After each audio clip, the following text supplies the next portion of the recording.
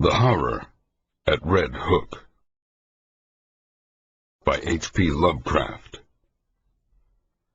Read by Wayne June. Not many weeks ago, on a street corner in the village of Pascoag, Rhode Island, a tall, heavily built, and wholesome-looking pedestrian furnished much speculation by a singular lapse of behavior. He had, it appears, been descending the hill by the road from Chepachet, and encountering the compact section, had turned to his left into the main thoroughfare where several modest business blocks convey a touch of the urban.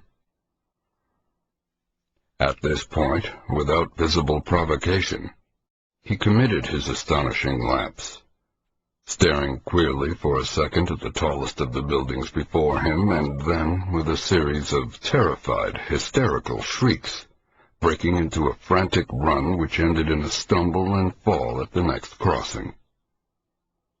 Picked up and dusted off by ready hands, he was found to be conscious, organically unhurt, and evidently cured of his sudden nervous attack.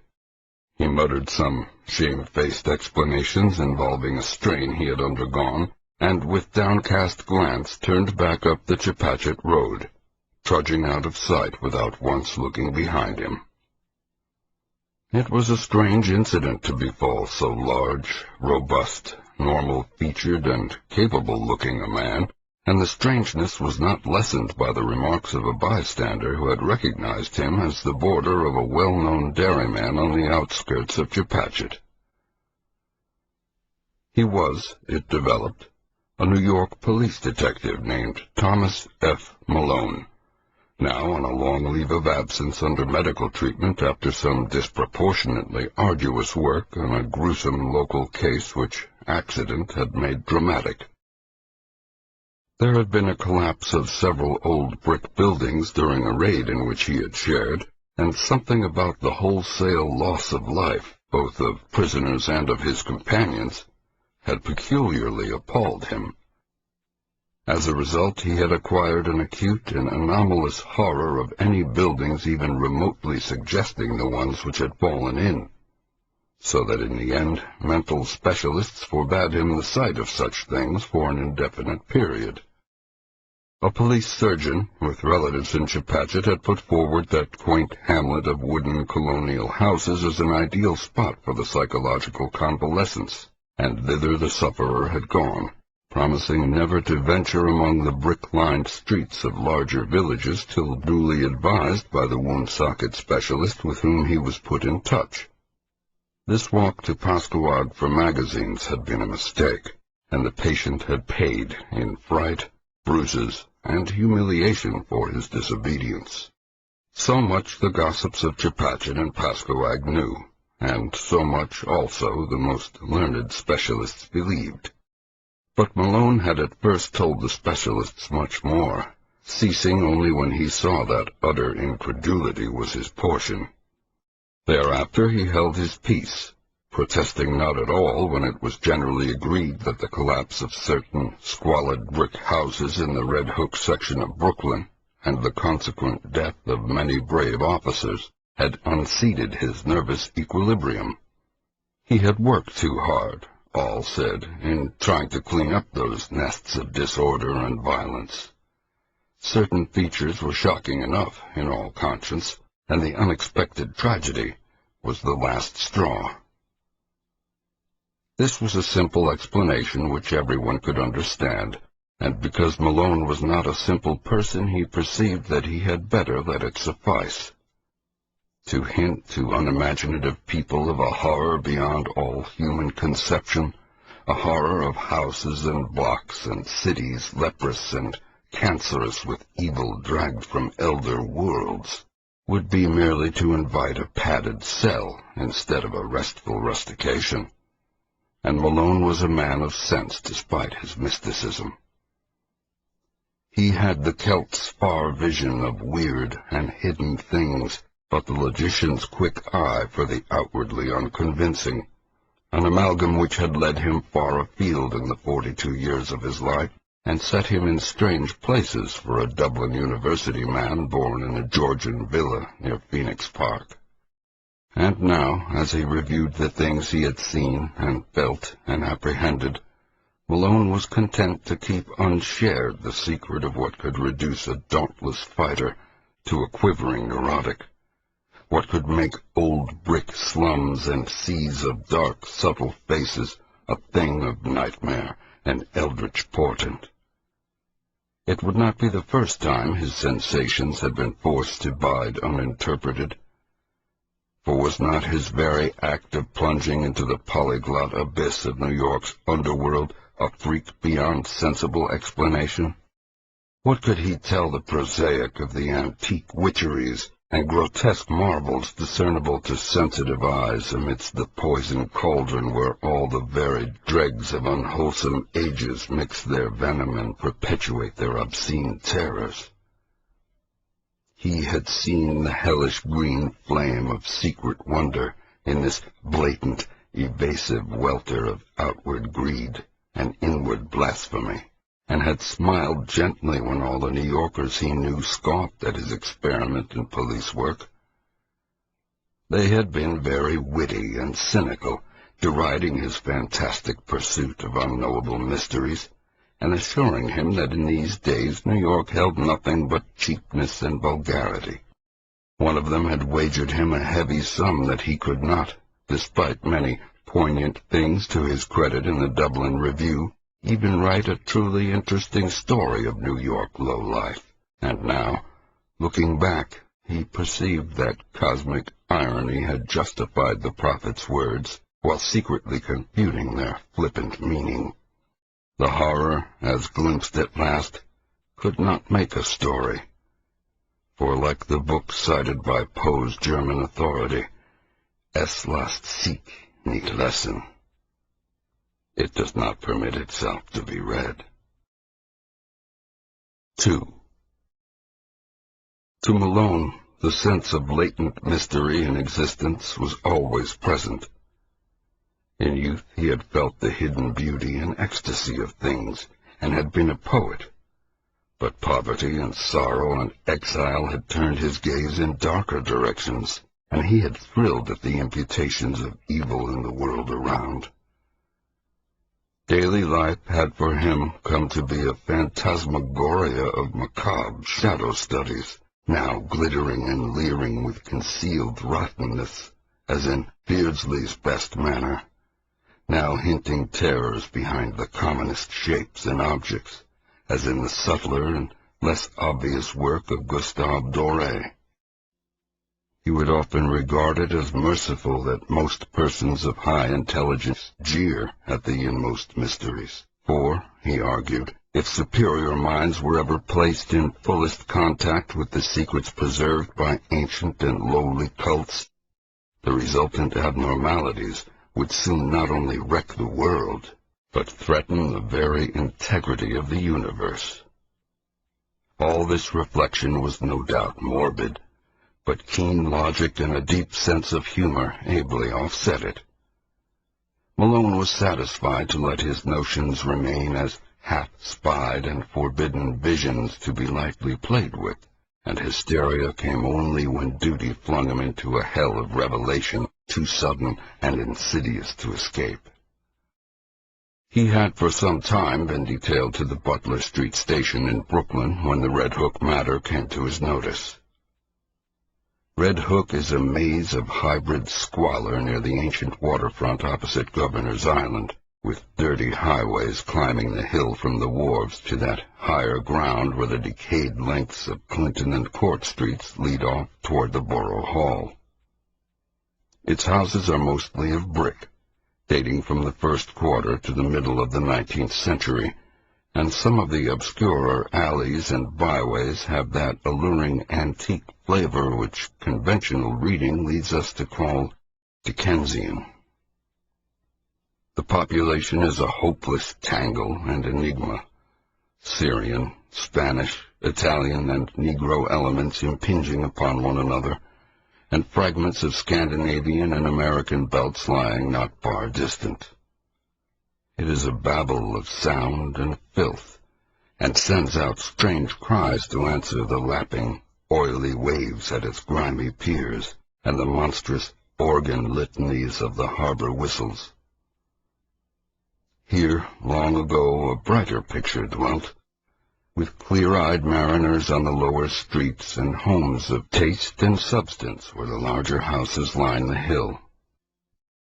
One can trace the relics of this former happiness in the trim shapes of the buildings, the occasional graceful churches, and the evidences of original art and background in bits of detail here and there. A worn flight of steps, a battered doorway, a wormy pair of decorative columns or pilasters, or a fragment of once green space with bent and rusted iron railing.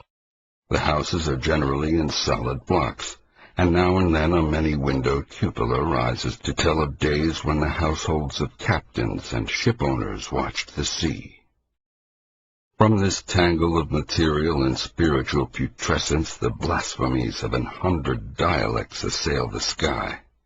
Hordes of prowlers reel shouting and singing along the lanes and thoroughfares. Occasional furtive hands suddenly extinguish lights and pull down curtains, and swarthy, sin-pitted faces disappear from windows when visitors pick their way through.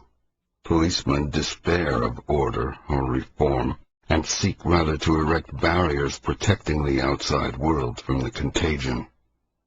The clang of the patrol is answered by a kind of spectral silence, and such prisoners as are taken are never communicative.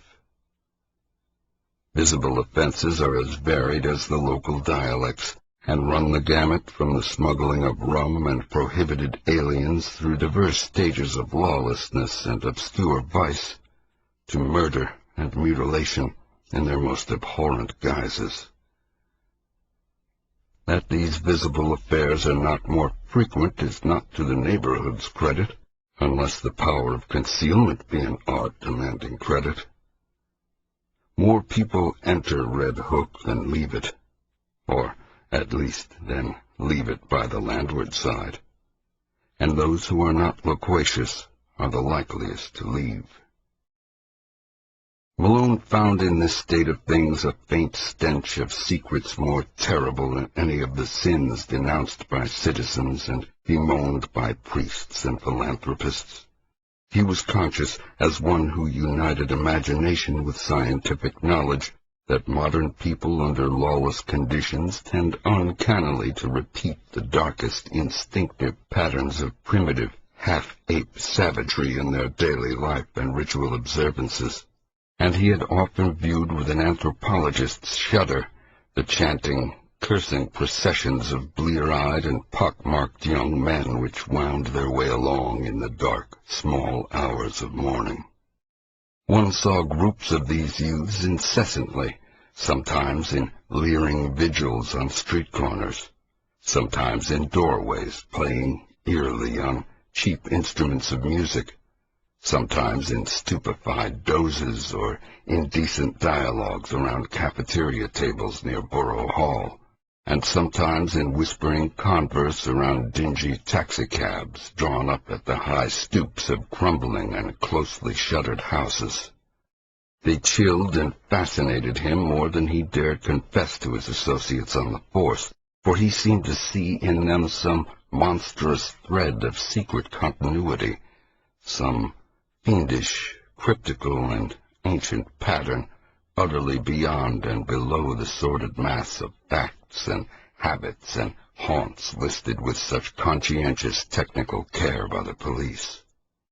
They must be, he felt inwardly, the heirs of some shocking and primordial tradition, the sharers of debased and broken scraps from cults and ceremonies older than mankind. Their coherence and definiteness suggested it, and it showed in the singular suspicion of order which lurked beneath their squalid disorder.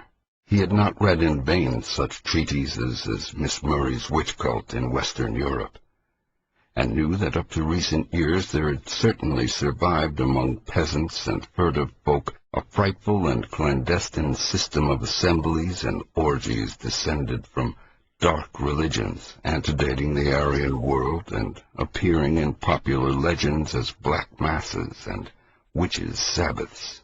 That these hellish vestiges of old Turanian Asiatic magic and fertility cults were even now wholly dead he could not for a moment suppose, and he frequently wondered how much older and how much blacker than the very worst of the muttered tales some of them might really be. 3. It was the case of Robert Sidham which took Malone to the heart of things in Red Hook. Sidham was a lettered recluse of ancient Dutch family, possessed originally of barely independent means, and inhabiting the spacious but ill-preserved mansion which his grandfather had built in Flatbush, when that village was little more than a pleasant group of colonial cottages surrounding the steepled and ivy-clad Reformed church with its iron-railed yard of Netherlandish gravestones. In his lonely house, set back from Martense Street, amidst a yard of venerable trees, Sidham had read and brooded for some 6 decades, except for a period a generation before when he had sailed for the Old World and remained there out of sight for 8 years. He could afford no servants, and would admit but few visitors to his absolute solitude, eschewing close friendships and receiving his rare acquaintances in one of the 3 ground-floor rooms which he kept in order, a vast, high-ceilinged library whose walls were solidly packed with tattered books of ponderous, archaic, and vaguely repellent aspect. The growth of the town and its final absorption in the Brooklyn district had meant nothing to Sidham, and he had come to mean less and less to the town. Elderly people still pointed him out on the streets, but to most of the recent population he was merely a queer, corpulent old fellow whose unkempt white hair, stubbly beard, shiny black clothes, and gold-headed cane earned him an amused glance, and nothing more. Malone did not know him by sight till duty called him to the case, but had heard of him indirectly as a really profound authority on medieval superstition, and had once idly meant to look up an out-of-print pamphlet of his on the Kabbalah and the Faustus legend, which a friend had quoted from memory. Sidham became a case when his distant and only relatives sought court pronouncements on his sanity. Their action seemed sudden to the outside world, but was really undertaken only after prolonged observation and sorrowful debate. It was based on certain odd changes in his speech and habits, wild references to impending wonders, and unaccountable hauntings of disreputable Brooklyn neighborhoods. He had been growing shabbier and shabbier with the years, and now prowled about like a veritable mendicant, seen occasionally by humiliated friends in subway stations or loitering on the benches around Borough Hall in conversation with groups of swarthy, evil-looking strangers. When he spoke, it was to babble of unlimited powers almost within his grasp, and to repeat with knowing leers such mystical words or names as Sephiroth, Ashmodai, and Samael. The court action revealed that he was using up his income and wasting his principal in the purchase of curious tomes imported from London and Paris, and in the maintenance of a squalid basement flat in the Red Hook district, where he spent nearly every night, receiving odd delegations of mixed rowdies and foreigners, and apparently conducting some kind of ceremonial service behind the green blinds of secretive windows. Detectives assigned to follow him reported strange cries and chants and prancing of feet filtering out from these nocturnal rites, and shuddered at their peculiar ecstasy and abandon despite the commonness of weird orgies in that sodden section. When, however, the matter came to a hearing, Sidham managed to preserve his liberty. Before the judge his manner grew urbane and reasonable, and he freely admitted the queerness of demeanor and extravagant cast of language into which he had fallen through excessive devotion to study and research. He was, he said, engaged in the investigation of certain details of European tradition which required the closest contact with foreign groups and their songs and folk dances. The notion that any low secret society was preying upon him, as hinted by his relatives, was obviously absurd, and showed how sadly limited was their understanding of him and his work. Triumphing with his calm explanations, he was suffered to depart unhindered, and the paid detectives of the Soidems, Corlears, and Van Brunts were withdrawn in resigned disgust. It was here that an alliance of federal inspectors and police, Malone with them, entered the case. The law had watched the Soidem action with interest, and had in many instances been called upon to aid the private detectives. In this work it developed that Soidem's new associates were among the blackest and most vicious criminals of Red Hook's devious lanes, and that at least a third of them were known and repeated offenders in the matter of thievery, disorder, and the importation of illegal immigrants.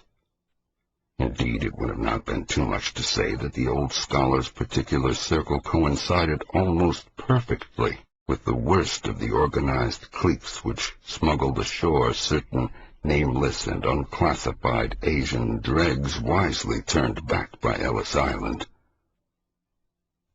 In the teeming rookeries of Parker Place, since renamed, where Soidem had his basement flat, there had grown up a very unusual colony of unclassified, slant-eyed folk who used the Arabic alphabet, but were eloquently repudiated by the great mass of Syrians in and around Atlantic Avenue. They could all have been deported for lack of credentials, but legalism is slow-moving, and one does not disturb Red Hook unless publicity forces one to. These creatures attended a tumble-down stone church, used Wednesdays as a dance hall, which reared its Gothic buttresses near the vilest part of the waterfront. It was nominally Catholic, but priests throughout Brooklyn denied the place all standing and authenticity, and policemen agreed with them when they listened to the noises it emitted at night. Malone used to fancy he heard terrible, cracked bass notes from a hidden organ far underground when the church stood empty and unlighted, whilst all observers dreaded the shrieking and drumming which accompanied the visible services. Soidem, when questioned, said he thought the ritual was some remnant of Nestorian Christianity tinctured with the shamanism of Tibet. Most of the people, he conjectured, were of Mongoloid stock, originating somewhere in or near Kurdistan, and Malone could not help recalling that Kurdistan is the land of the Yazidis, last survivors of the Persian devil-worshippers. However this may have been, the stir of the Soidem investigation made it certain that these unauthorized newcomers were flooding Red Hook in increasing numbers, entering through some marine conspiracy unreached by revenue officers and harbor police, overrunning Parker Place and rapidly spreading up the hill, and welcomed with curious fraternalism by the other assorted denizens of the region. Their squat figures and characteristic squinting physiognomies, grotesquely combined with flashy American clothing, appeared more and more numerously among the loafers and nomad gangsters of the Borough Hall section, till at length it was deemed necessary to compute their numbers, ascertain their sources and occupations, and find, if possible, a way to round them up and deliver them to the proper immigration authorities. To this task Malone was assigned by agreement of federal and city forces, and as he commenced his canvass of Red Hook he felt poised upon the brink of nameless terrors, with the shabby, unkempt figure of Robert Soidem as arch-fiend and adversary. 4. Police methods are varied and ingenious.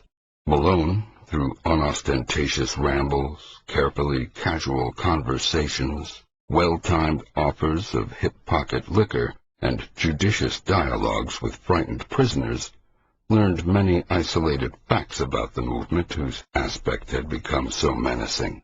The newcomers were indeed Kurds, but of a dialect obscure and puzzling to exact philology. Such of them as worked lived mostly as dock hands and unlicensed peddlers, though frequently serving in Greek restaurants and tending corner newsstands. Most of them, however, had no visible means of support, and were obviously connected with underworld pursuits of which smuggling and bootlegging were the least indescribable. They had come in steamships, apparently tramp freighters, and had been unloaded by stealth on moonless nights in rowboats which stole under a certain wharf and followed a hidden canal to a secret subterranean pool beneath a house. This wharf, canal, and house Malone could not locate, for the memories of his informants were exceedingly confused, while their speech was to a great extent beyond even the ablest interpreters. Nor could he gain any real data on the reasons for their systematic importation. They were reticent about the exact spot from which they had come, and were never sufficiently off guard to reveal the agencies which had sought them out and directed their course. Indeed, they developed something like acute fright when asked the reasons for their presence. Gangsters of other breeds were equally taciturn, and the most that could be gathered was that some god or great priesthood had promised them unheard-of powers and supernatural glories and rulerships in a strange land. The attendance of both newcomers and old gangsters at Sidom's closely guarded nocturnal meetings was very regular, and the police soon learned that the erstwhile recluse had leased additional flats to accommodate such guests as knew his password, at last occupying 3 entire houses and permanently harboring many of his queer companions. He spent but little time now at his Flatbush home, apparently going and coming only to obtain and return books, and his face and manner had attained an appalling pitch of wildness. Malone twice interviewed him, but was each time brusquely repulsed. He knew nothing, he said, of any mysterious plots or movements, and had no idea how the Kurds could have entered or what they wanted. His business was to study undisturbed the folklore of all the immigrants of the district, a business with which policemen had no legitimate concern.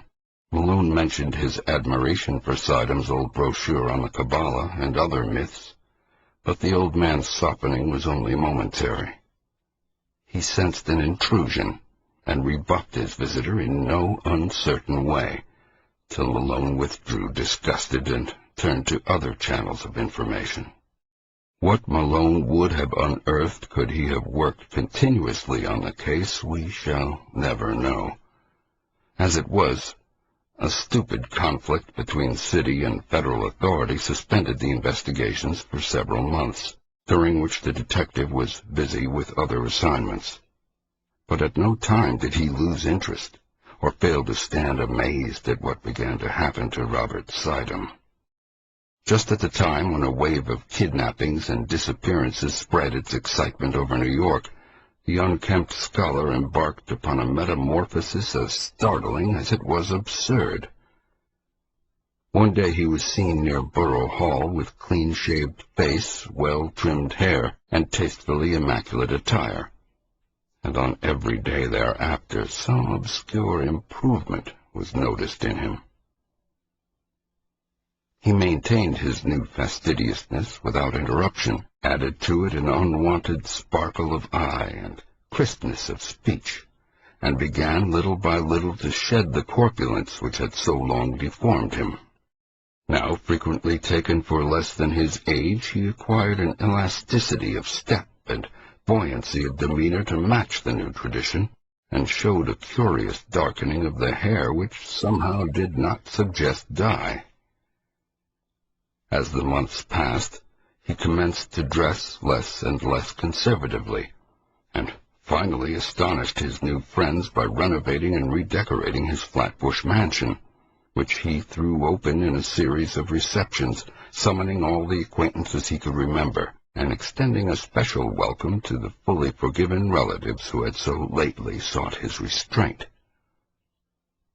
Some attended through curiosity, others through duty, but all were suddenly charmed by the dawning grace and urbanity of the former hermit. He had, he asserted, accomplished most of his allotted work, and having just inherited some property from a half-forgotten European friend, was about to spend his remaining years in a brighter second youth which ease, care, and diet had made possible to him. Less and less he was seen at Red Hook, and more did he move in the society to which he was born. Policemen noted a tendency of the gangsters to congregate at the old stone church and dance hall instead of at the basement flat in Parker Place, though the latter and its recent annexes still overflowed with noxious life. Then 2 incidents occurred, wide enough apart, but both of intense interest in the case as Malone envisaged it. One was a quiet announcement in the Eagle of Robert Siddam's engagement to Miss Cornelia Gerritsen of Bayside, a young woman of excellent position and distantly related to the elderly bridegroom-elect, whilst the other was a raid on the dance hall church by city police, after a report that the face of a kidnapped child had been seen for a second at one of the basement windows. Malone had participated in this raid, and studied the place with much care when inside. Nothing was found. In fact, the building was entirely deserted when visited. But the sensitive Celt was vaguely disturbed by many things about the interior. There were crudely painted panels he did not like, panels which depicted sacred faces with peculiarly worldly and sardonic expressions, and which occasionally took liberties that even a layman's sense of decorum could scarcely countenance. Then, too, he did not relish the Greek inscription on the wall above the pulpit, an ancient incantation which he had once stumbled upon in Dublin college days, and which read, literally translated, "O friend and companion of night, thou who rejoicest in the baying of dogs and spilt blood, who wanderest in the midst of shades among the tombs, who longest for blood and bringest terror to mortals, Gorgo, Mormo, thousand-faced moon, look favorably on our sacrifices." When he read this, he shuddered, and thought vaguely of the cracked bass organ notes he fancied he had heard beneath the church on certain nights. He shuddered again at the rust around the rim of a metal basin which stood on the altar, and paused nervously when his nostrils seemed to detect a curious and ghastly stench from somewhere in the neighborhood. That organ memory haunted him, and he explored the basement with particular assiduity before he left. The place was very hateful to him, yet, after all, were the blasphemous panels and inscriptions more than mere crudities perpetuated by the ignorant? By the time of Siddam's wedding, the kidnapping epidemic had become a popular newspaper scandal. Most of the victims were young children of the lowest classes, but the increasing number of disappearances had worked up a sentiment of the strongest fury. Journals clamored for action from the police, and once more the Butler Street station sent its men over Red Hook for clues, discoveries, and criminals. Malone was glad to be on the trail again, and took pride in a raid on one of Siddam's Parker Place houses. There, indeed, no stolen child was found, despite the tales of screams and the red sash picked up in the areaway. But the paintings and rough inscriptions on the peeling walls of most of the rooms and the primitive chemical laboratory in the attic all helped to convince the detective that he was on the track of something tremendous. The paintings were appalling, hideous monsters of every shape and size, and parodies on human outlines which cannot be described. The writing was in red, and varied from Arabic to Greek, Roman, and Hebrew letters. Malone could not read much of it, but what he did decipher was portentous and cabalistic enough. One frequently repeated motto was in a sort of Hebraized Hellenistic Greek, and suggested the most terrible demon evocations of the Alexandrian decadence. Hel, Elohim, Sotor, Emmanuel, Sabaoth, Agala, Tetragrammaton, Ahiros, Orthios, Iskeros, Athanatos, Jehovah, Vah, Adonai, Sadeh, Homoousion, Messias, Eskere. Circles and pentagrams loomed on every hand, and told indubitably of the strange beliefs and aspirations of those who dwelt so squalidly here. In the cellar, however, the strangest thing was found. A pile of genuine gold ingots covered carelessly with a piece of burlap, and bearing upon their shining surfaces the same weird hieroglyphics which also adorned the walls. During the raid, the police encountered only a passive resistance from the squinting Orientals that swarmed from every door. Finding nothing relevant, they had to leave all as it was, but the precinct captain wrote Sardam a note advising him to look closely to the character of his tenants and protégés in view of the growing public clamor. 5. Then came the June wedding, and the great sensation. Flatbush was gay for the hour about high noon, and penitent motors thronged the streets near the old Dutch church, where an awning stretched from door to highway. No local event ever surpassed the Sardam-Gerritsen nuptials in tone and scale, and the party which escorted bride and groom to the Cunard Pier was, if not exactly the smartest, at least a solid page from the social register. At 5 o'clock, adieux were waved, and the ponderous liner edged away from the long pier, slowly turned its nose seaward, discarded its tug, and headed for the widening water spaces that led to old-world wonders. By night, the outer harbor was cleared, and lake passengers watched the stars twinkling above an unpolluted ocean. Whether the tramp steamer or the Scream was first to gain attention, no one can say. Probably they were simultaneous, but it is of no use to calculate.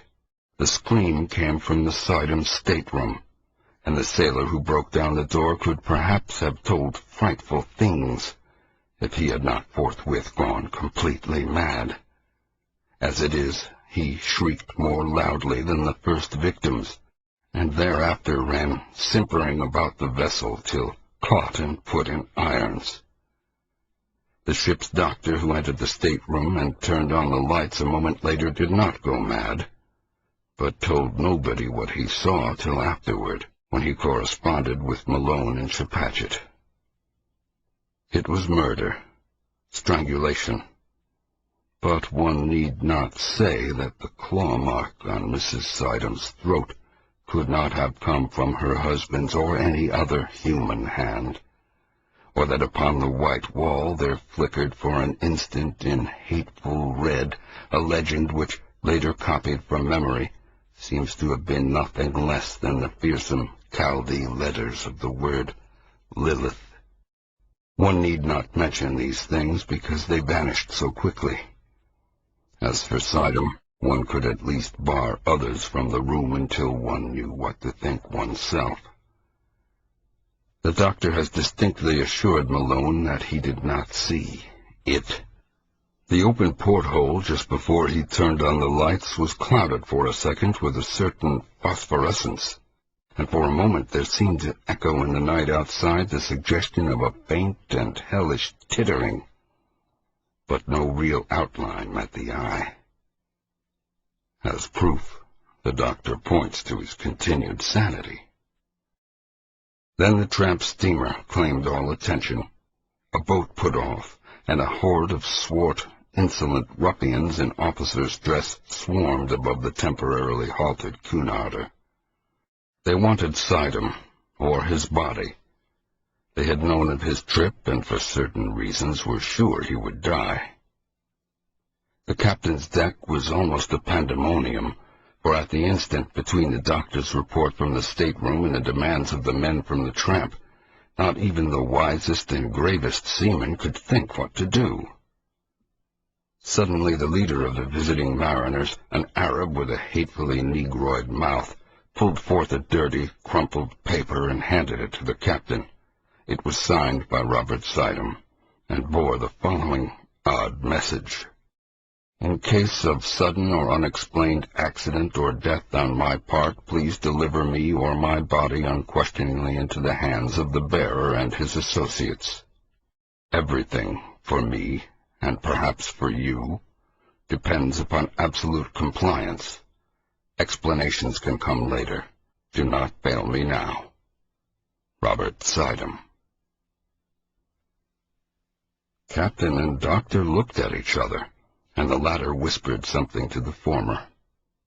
Finally they nodded rather helplessly and led the way to the Sidham stateroom.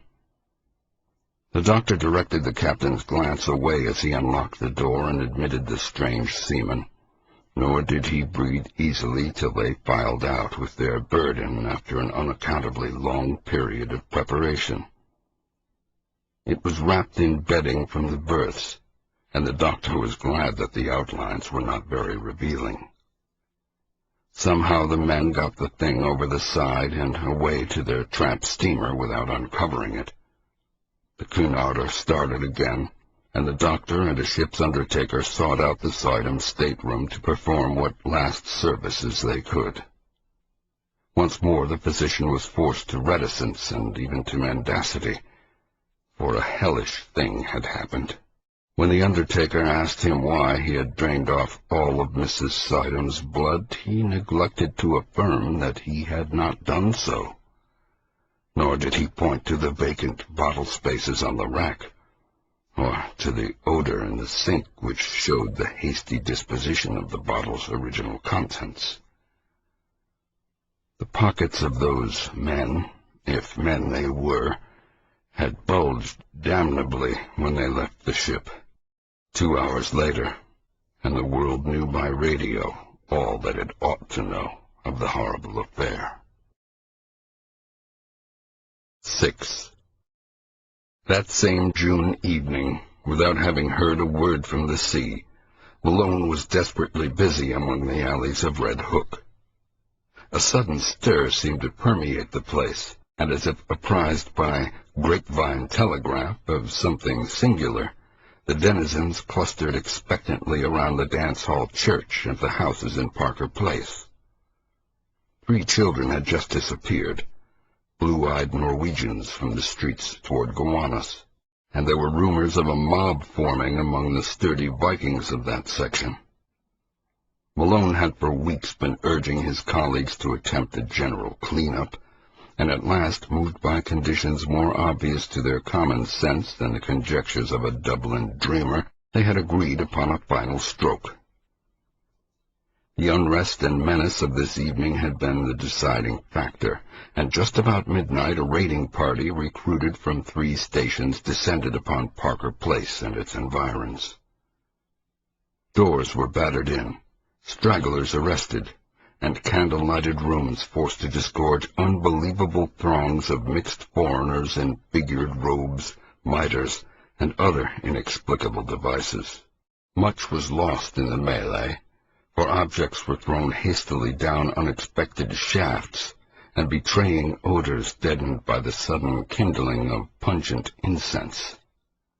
But spattered blood was everywhere, and Malone shuddered whenever he saw a brazier or altar from which the smoke was still rising.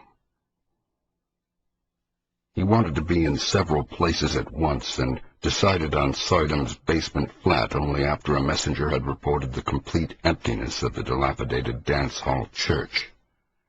The flat, he thought, must hold some due to a cult of which the occult scholar had so obviously become the center and leader, and it was with real expectancy that he had ransacked the musty rooms, noted their vaguely charnel odor, and examined the curious books, instruments, gold ingots, and glass-stoppered bottles scattered carelessly here and there. Once a lean, black-and-white cat edged between his feet and tripped him, overturning at the same time a beaker half full of red liquid. The shock was severe, and to this day Malone is not certain of what he saw. But in dreams he still pictures that cat as it scuttled away with certain monstrous alterations and peculiarities. Then came the locked cellar door, and the search for something to break it down. A heavy stool stood near, and its tough seat was more than enough for the antique panels. A crack formed and enlarged, and the whole door gave way, but from the other side, whence poured a howling tumult of ice-cold wind, with all the stenches of the bottomless pit, and whence reached a sucking force not of earth or heaven, which, coiling sentiently about the paralyzed detective, dragged him through the aperture and down unmeasured spaces, filled with whispers and wails and gusts of mocking laughter. Of course it was a dream. All the specialists have told him so, and he has nothing to prove the contrary. Indeed, he would rather have it thus, for then the sight of old brick slums and dark foreign faces would not eat so deeply into his soul. But at the time it was all horribly real, and nothing can ever efface the memory of those nighted crypts, those Titan arcades, and those half-formed shapes of hell that strode gigantically in silence, holding half-eaten things whose still surviving portions screamed for mercy or laughed with madness. Odors of incense and corruption joined in sickening concert, and the black air was alive with the cloudy, semi-visible bulk of shapeless, elemental things with eyes. Somewhere, dark, sticky water was lapping at onyx piers, and once the shivery tinkle of raucous little bells pealed out to greet the insane titter of a naked phosphorescent thing which swam into sight, scrambled ashore, and climbed up to squat leeringly on a carved golden pedestal in the background. Avenues of limitless night seemed to radiate in every direction, till one might fancy that here lay the root of a contagion destined to sicken and swallow cities, and engulf nations in the fetor of hybrid pestilence. Here cosmic sin had entered, and festered by unhallowed rites had commenced the grinning march of death that was to rot us all to fungus abnormalities too hideous for the grave's holding.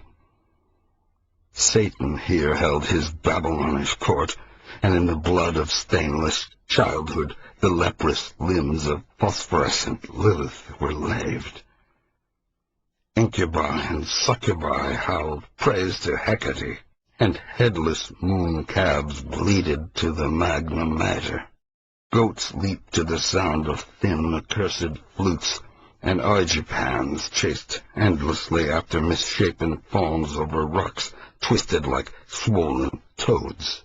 Moloch and Astaroth were not absent, for in this quintessence of all damnation the bounds of consciousness were let down, and man's fancy lay open to vistas of every realm of horror and every forbidden dimension that evil had power to mold.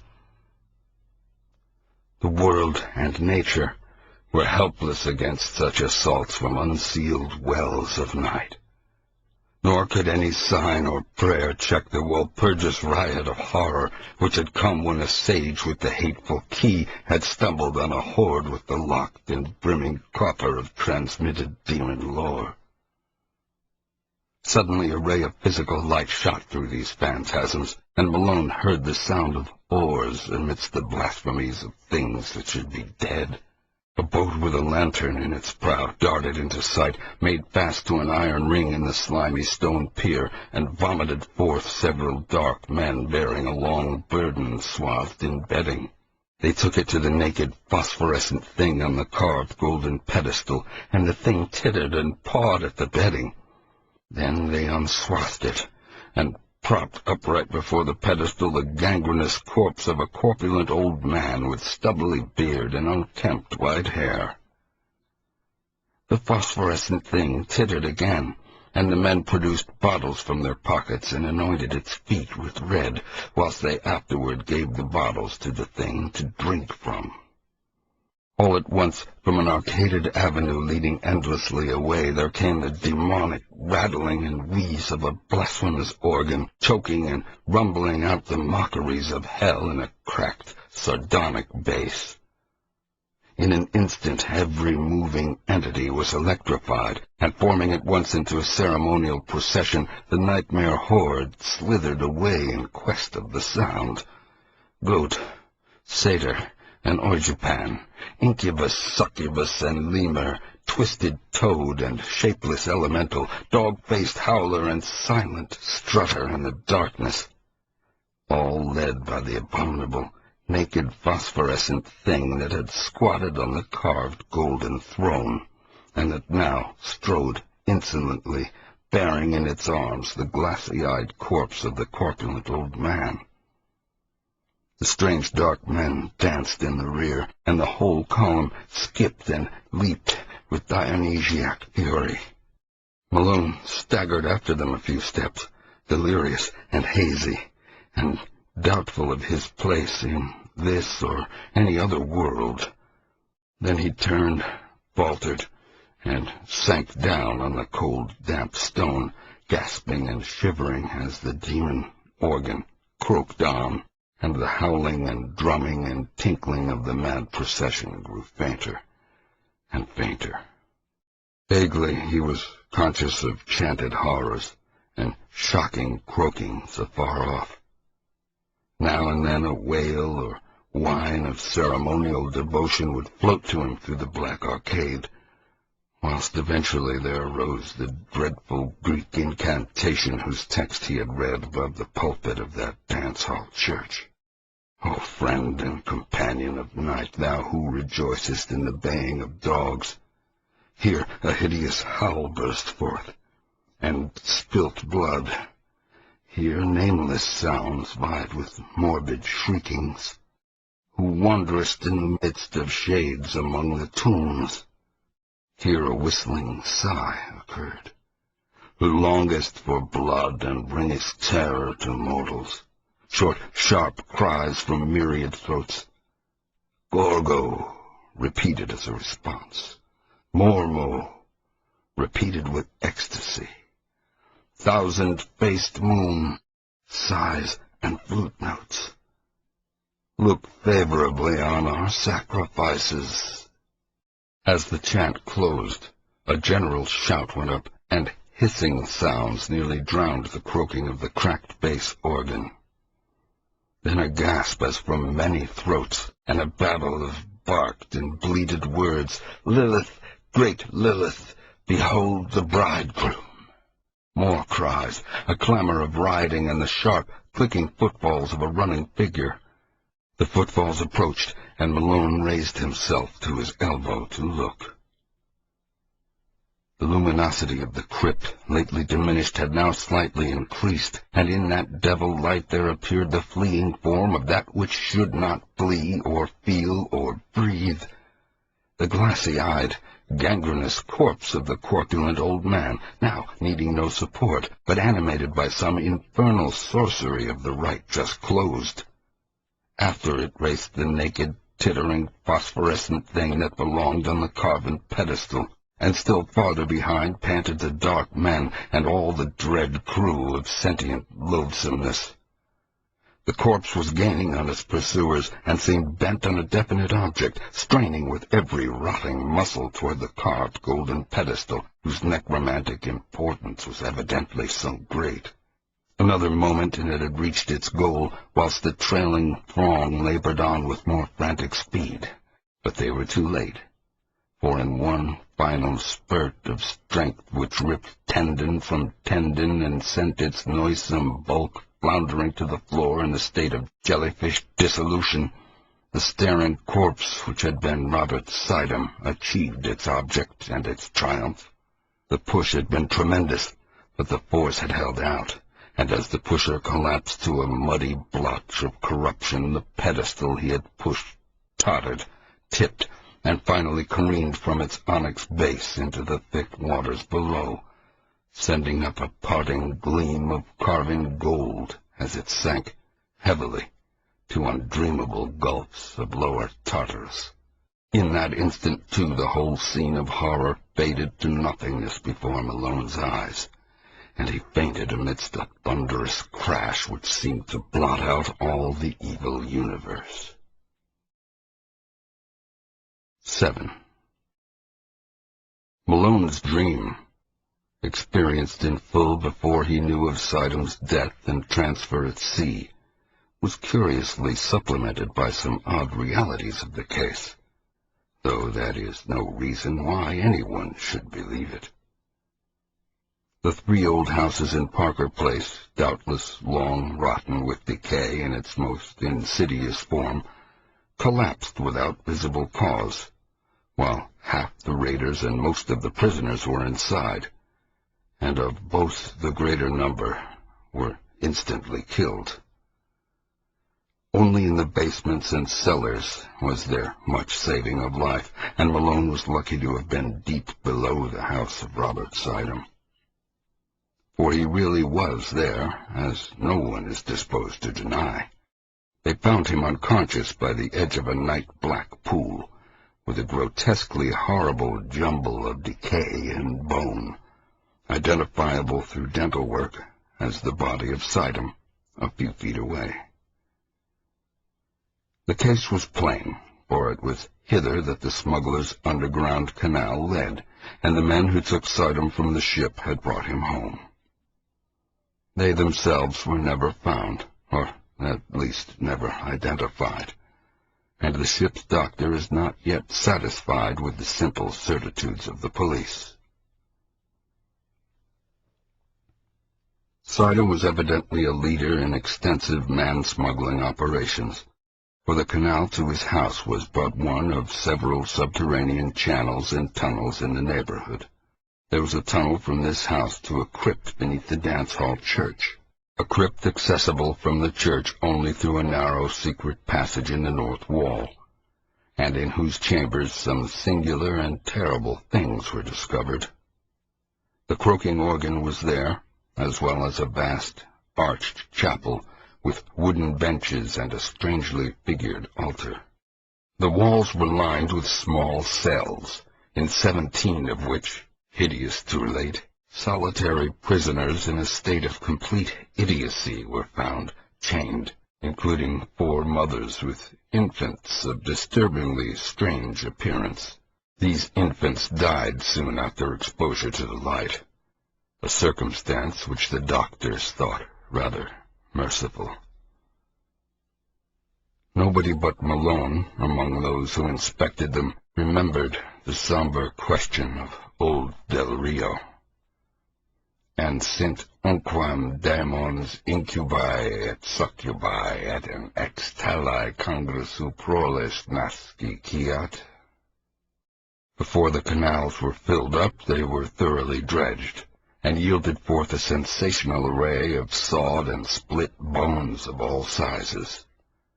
The kidnapping epidemic very clearly had been traced home, though only 2 of the surviving prisoners could by any legal thread be connected with it. These men are now in prison, since they failed of conviction as accessories in the actual murders. The carved golden pedestal or throne, so often mentioned by Malone as of primary occult importance, was never brought to light, though at one place under the Sidham house the canal was observed to sink into a well too deep for dredging. It was choked up at the mouth and cemented over when the cellars of the new houses were made, but Malone often speculates on what lies beneath. The police, satisfied that they had shattered a dangerous gang of maniacs and man-smugglers, turned over to the federal authorities the unconvicted Kurds, who before their deportation were conclusively found to belong to the Yazidi clan of devil-worshippers. The tramp ship and its crew remain an elusive mystery, though cynical detectives are once more ready to combat its smuggling and rum-running ventures. Malone thinks these detectives show a sadly limited perspective in their lack of wonder at the myriad unexplainable details and the suggestive obscurity of the whole case, though he is just as critical of the newspapers which saw only a morbid sensation and gloated over a minor sadist cult which they might have proclaimed a horror from the universe's very heart. But he is content to rest silent in Chepachet, calming his nervous system and praying that time may gradually transfer his terrible experience from the realm of present reality to that of picturesque and semi-mythical remoteness. Robert Sidham sleeps beside his bride in Greenwood Cemetery. No funeral was held over the strangely released bones, and relatives are grateful for the swift oblivion which overtook the case as a whole. The scholar's connection with the Red Hook horrors, indeed, was never emblazoned by legal proof, since his death forestalled the inquiry which he otherwise would have faced. His own end is not much mentioned, and the Sidhams hope that posterity may recall him only as a gentle recluse who dabbled in harmless magic and folklore. As for Red Hook, it is always the same. Sidham came and went. A terror gathered and faded. But the evil spirit of darkness and squalor broods on amongst the mongrels in old brick houses, and prowling bands still parade on unknown errands past windows where lights and twisted faces unaccountably appear and disappear. Age-old horror is a hydra with 1,000 heads, and the cults of darkness are rooted in blasphemies deeper than the well of Democritus. The soul of the beast is omnipresent and triumphant, and Red Hook's legions of blear-eyed, pock-marked youths still chant and curse and howl as they file from abyss to abyss, none knows whence or whither, pushed on by blind laws of biology which they may never understand. As of old, more people enter Red Hook than leave it on the landward side, and there are already rumors of new canals running underground to certain centers of traffic in liquor and less mentionable things. The dance-hall church is now mostly a dance hall, and queer faces have appeared at night at the windows.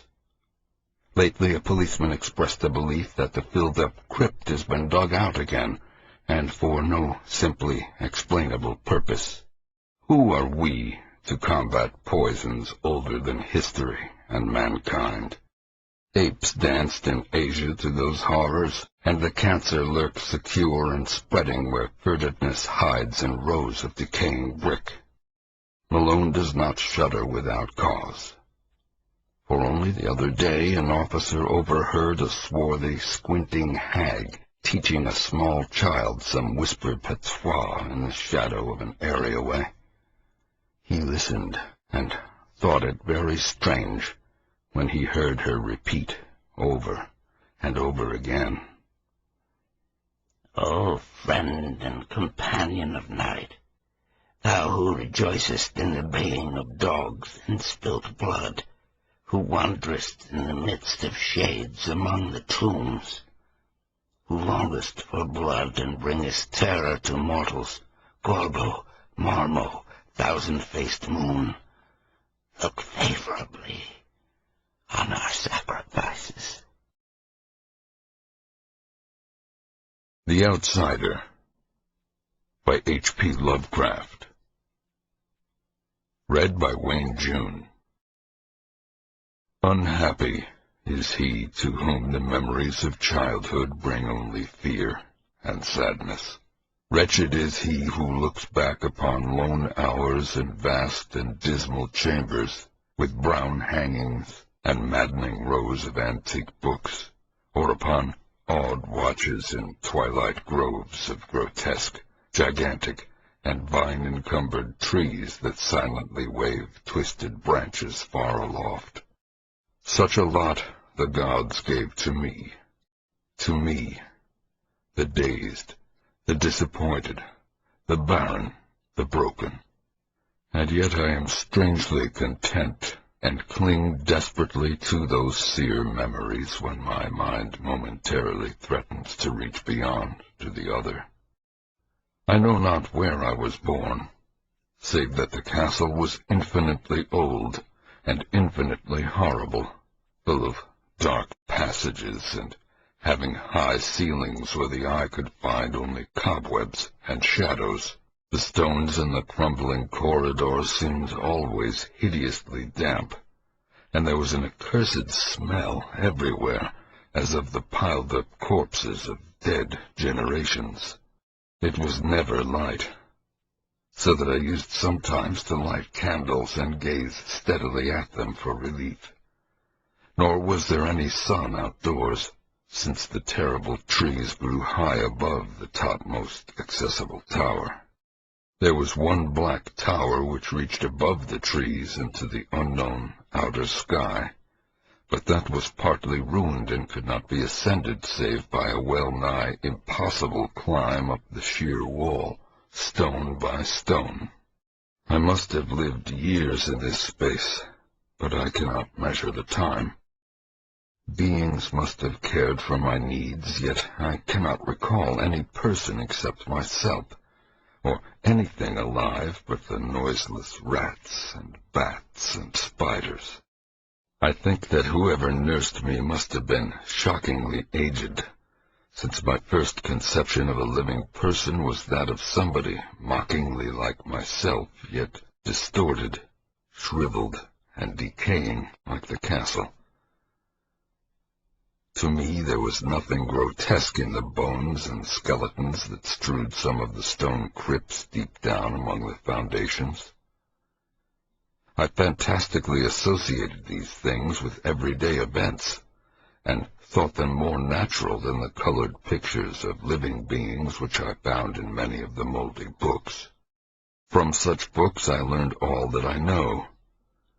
No teacher urged or guided me, and I do not recall hearing any human voice in all those years, not even my own, for although I had read of speech, I had never thought to try to speak aloud.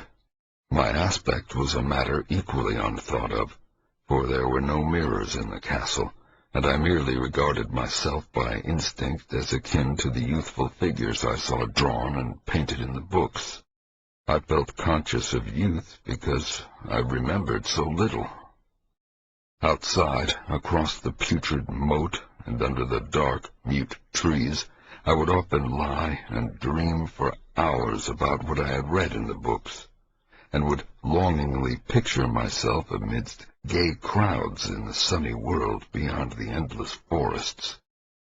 Once I tried to escape from the forest, but as I went farther from the castle the shade grew denser and the air more filled with brooding fear, so that I ran frantically back lest I lose my way in a labyrinth of nighted silence. So through endless twilights I dreamed and waited, though I knew not what I waited for. Then in the shadowy solitude my longing for light grew so frantic that I could rest no more, and I lifted entreating hands to the single black ruined tower that reached above the forest into the unknown outer sky. And at last I resolved to scale that tower, fall though I might, since it were better to glimpse the sky and perish than to live without ever beholding day. In the dank twilight I climbed the worn and aged stone stairs till I reached the level where they ceased, and thereafter clung perilously to small footholds leading upward. Ghastly and terrible was that dead, stairless cylinder of rock, black, ruined and deserted, and sinister with startled bats whose wings made no noise. But more ghastly and terrible still was the slowness of my progress, for climb as I might, the darkness overhead grew no thinner, and a new chill as of haunted and venerable mold assailed me. I shivered as I wondered why I did not reach the light, and would have looked down had I dared. I fancied that night had come suddenly upon me, and vainly groped with one free hand for a window embrasure, that I might peer out and above, and try to judge the height I had once attained.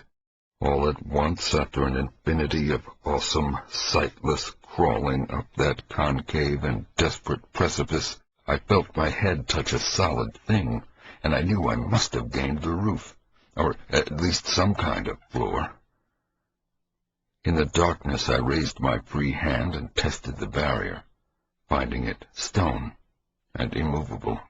Then came a deadly circuit of the tower, clinging to whatever holds the slimy wall could give, till finally my testing hand found the barrier yielding, and I turned upward again, pushing the slab or door with my head as I used both hands in my fearful ascent.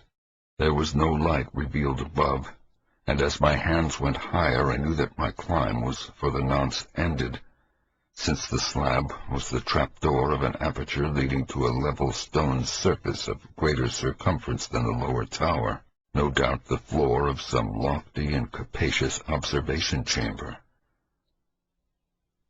I crawled through carefully, and tried to prevent the heavy slab from falling back into place, but failed in the latter attempt.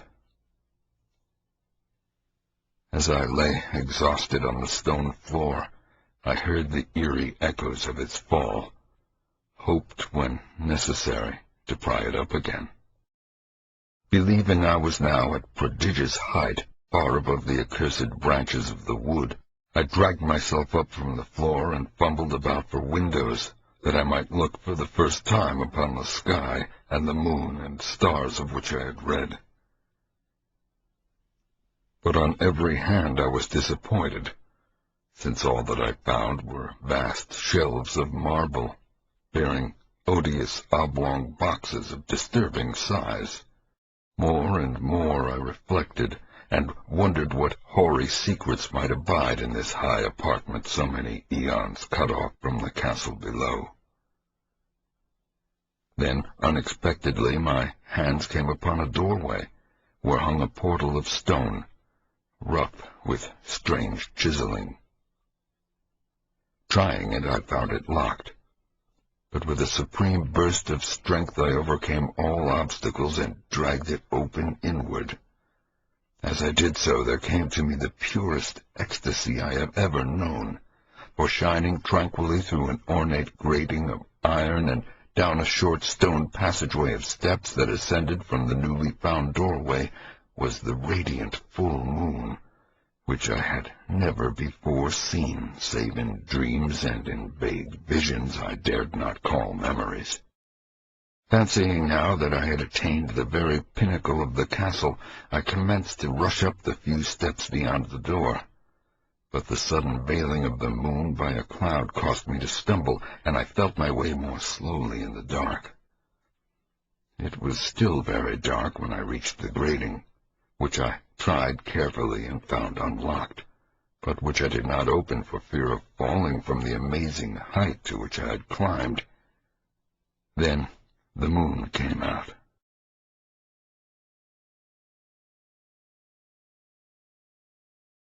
Most demoniacal of all shocks is that of the abysmally unexpected and grotesquely unbelievable.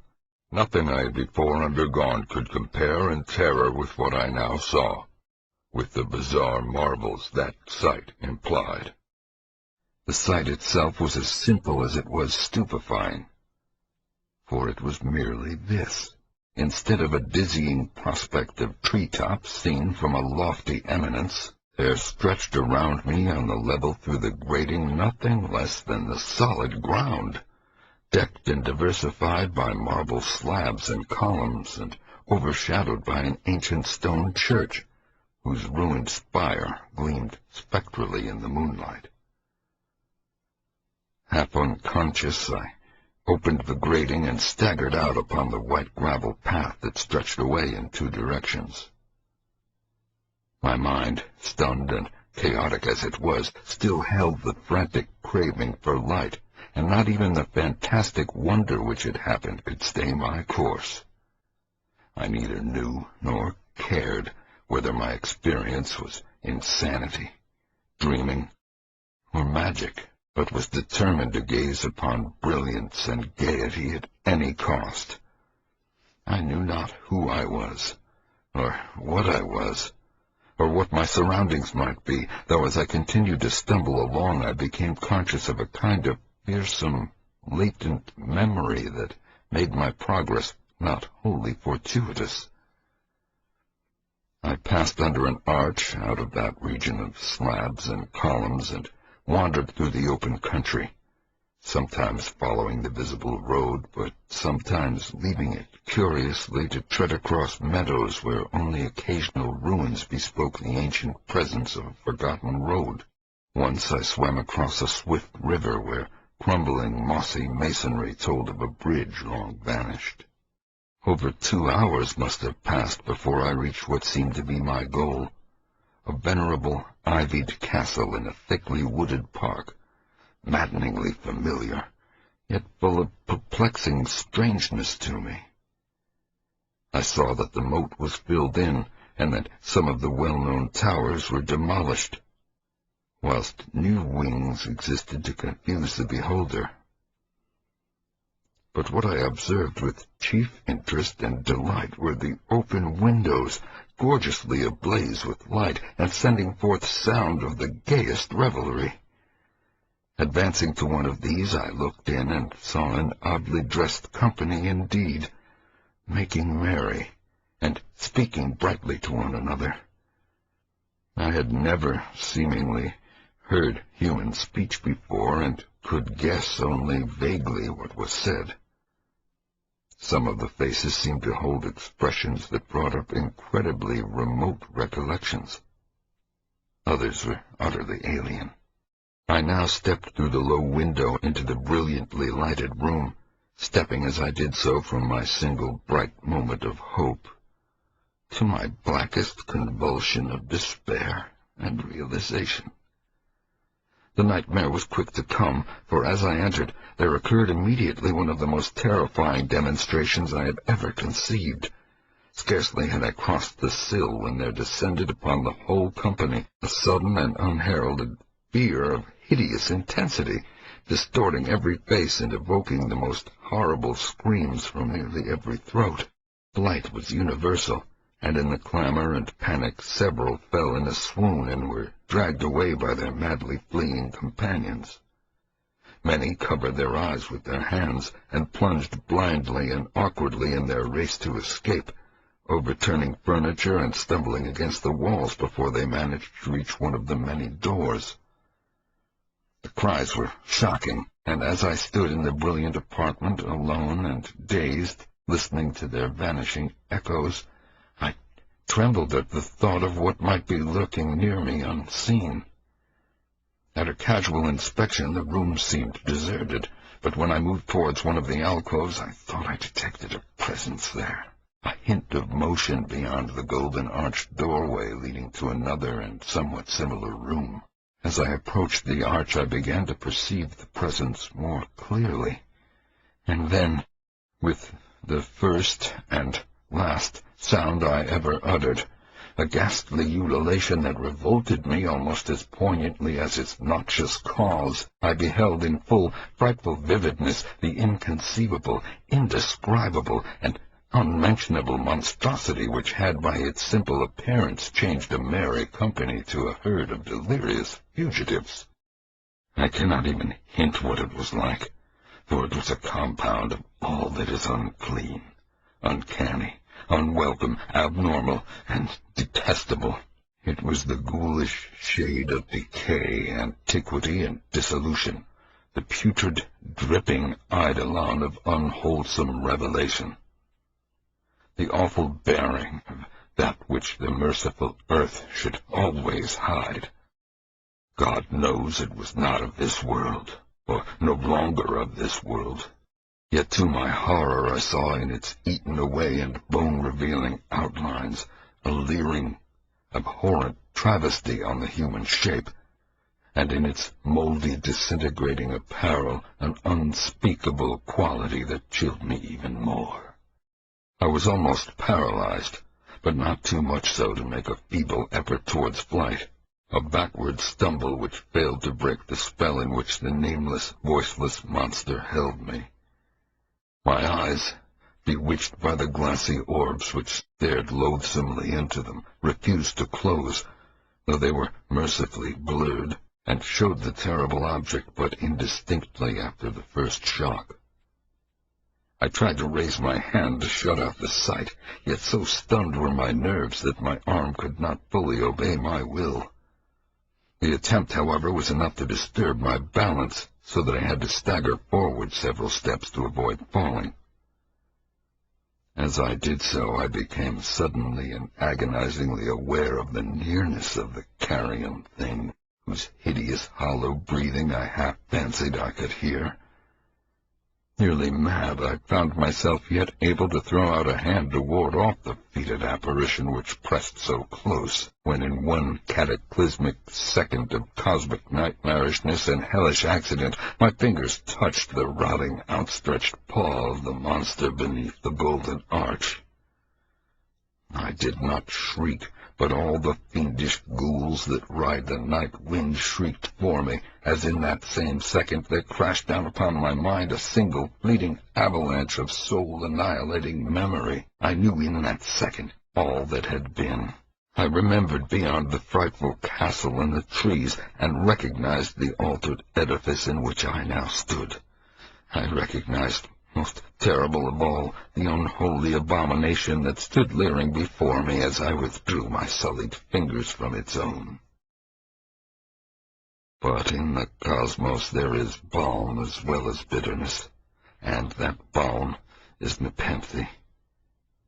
In the supreme horror of that second I forgot what had horrified me, and the burst of black memory vanished in a chaos of echoing images.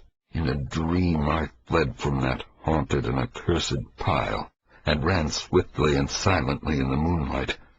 When I returned to the churchyard place of marble and went down the steps, I found the stone trapdoor immovable. But I was not sorry, for I had hated the antique castle and the trees. Now I ride with the mocking and friendly ghouls on the night wind, and play by day amongst the catacombs of Nephren-Ka in the sealed and unknown valley of Hadoth by the Nile.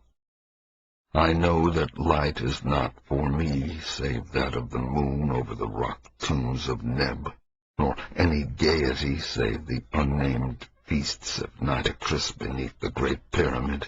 Yet in my new wildness and freedom I almost welcome the bitterness of alienage.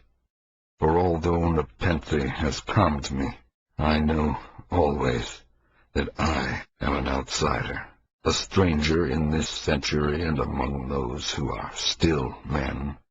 This I have known ever since I stretched out my fingers to the abomination within that great gilded frame, stretched out my fingers and touched a cold and unyielding surface of polished glass.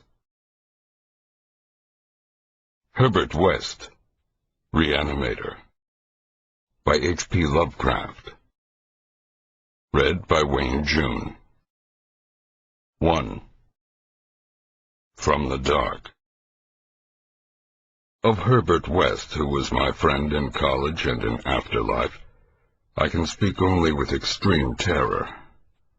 This terror is not due altogether to the sinister manner of his recent disappearance, but was engendered by the whole nature of his life work, and first gained its acute form more than 17 years ago, when we were in the third year of our course at the Miskatonic University Medical School in Arkham. While he was with me, the wonder and diabolism of his experiments fascinated me utterly, and I was his closest companion.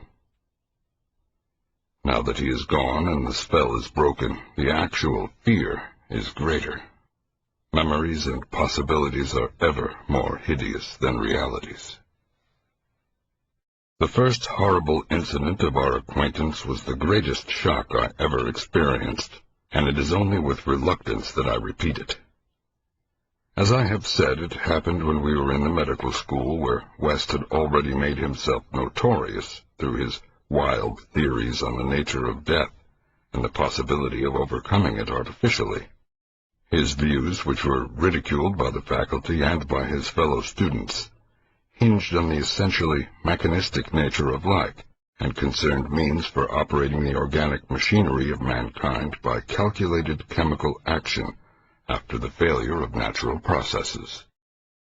In his experiments with various animating solutions, he had killed and treated immense numbers of rabbits, guinea pigs, cats, dogs, and monkeys, till he had become the prime nuisance of the college. Several times he had actually obtained signs of life in animals supposedly dead, and in many cases violent signs. But he soon saw that the perfection of his process, if indeed possible, would necessarily involve a lifetime of research. It likewise became clear that, since the same solution never worked alike on different organic species, he would require human subjects for further and more specialized progress.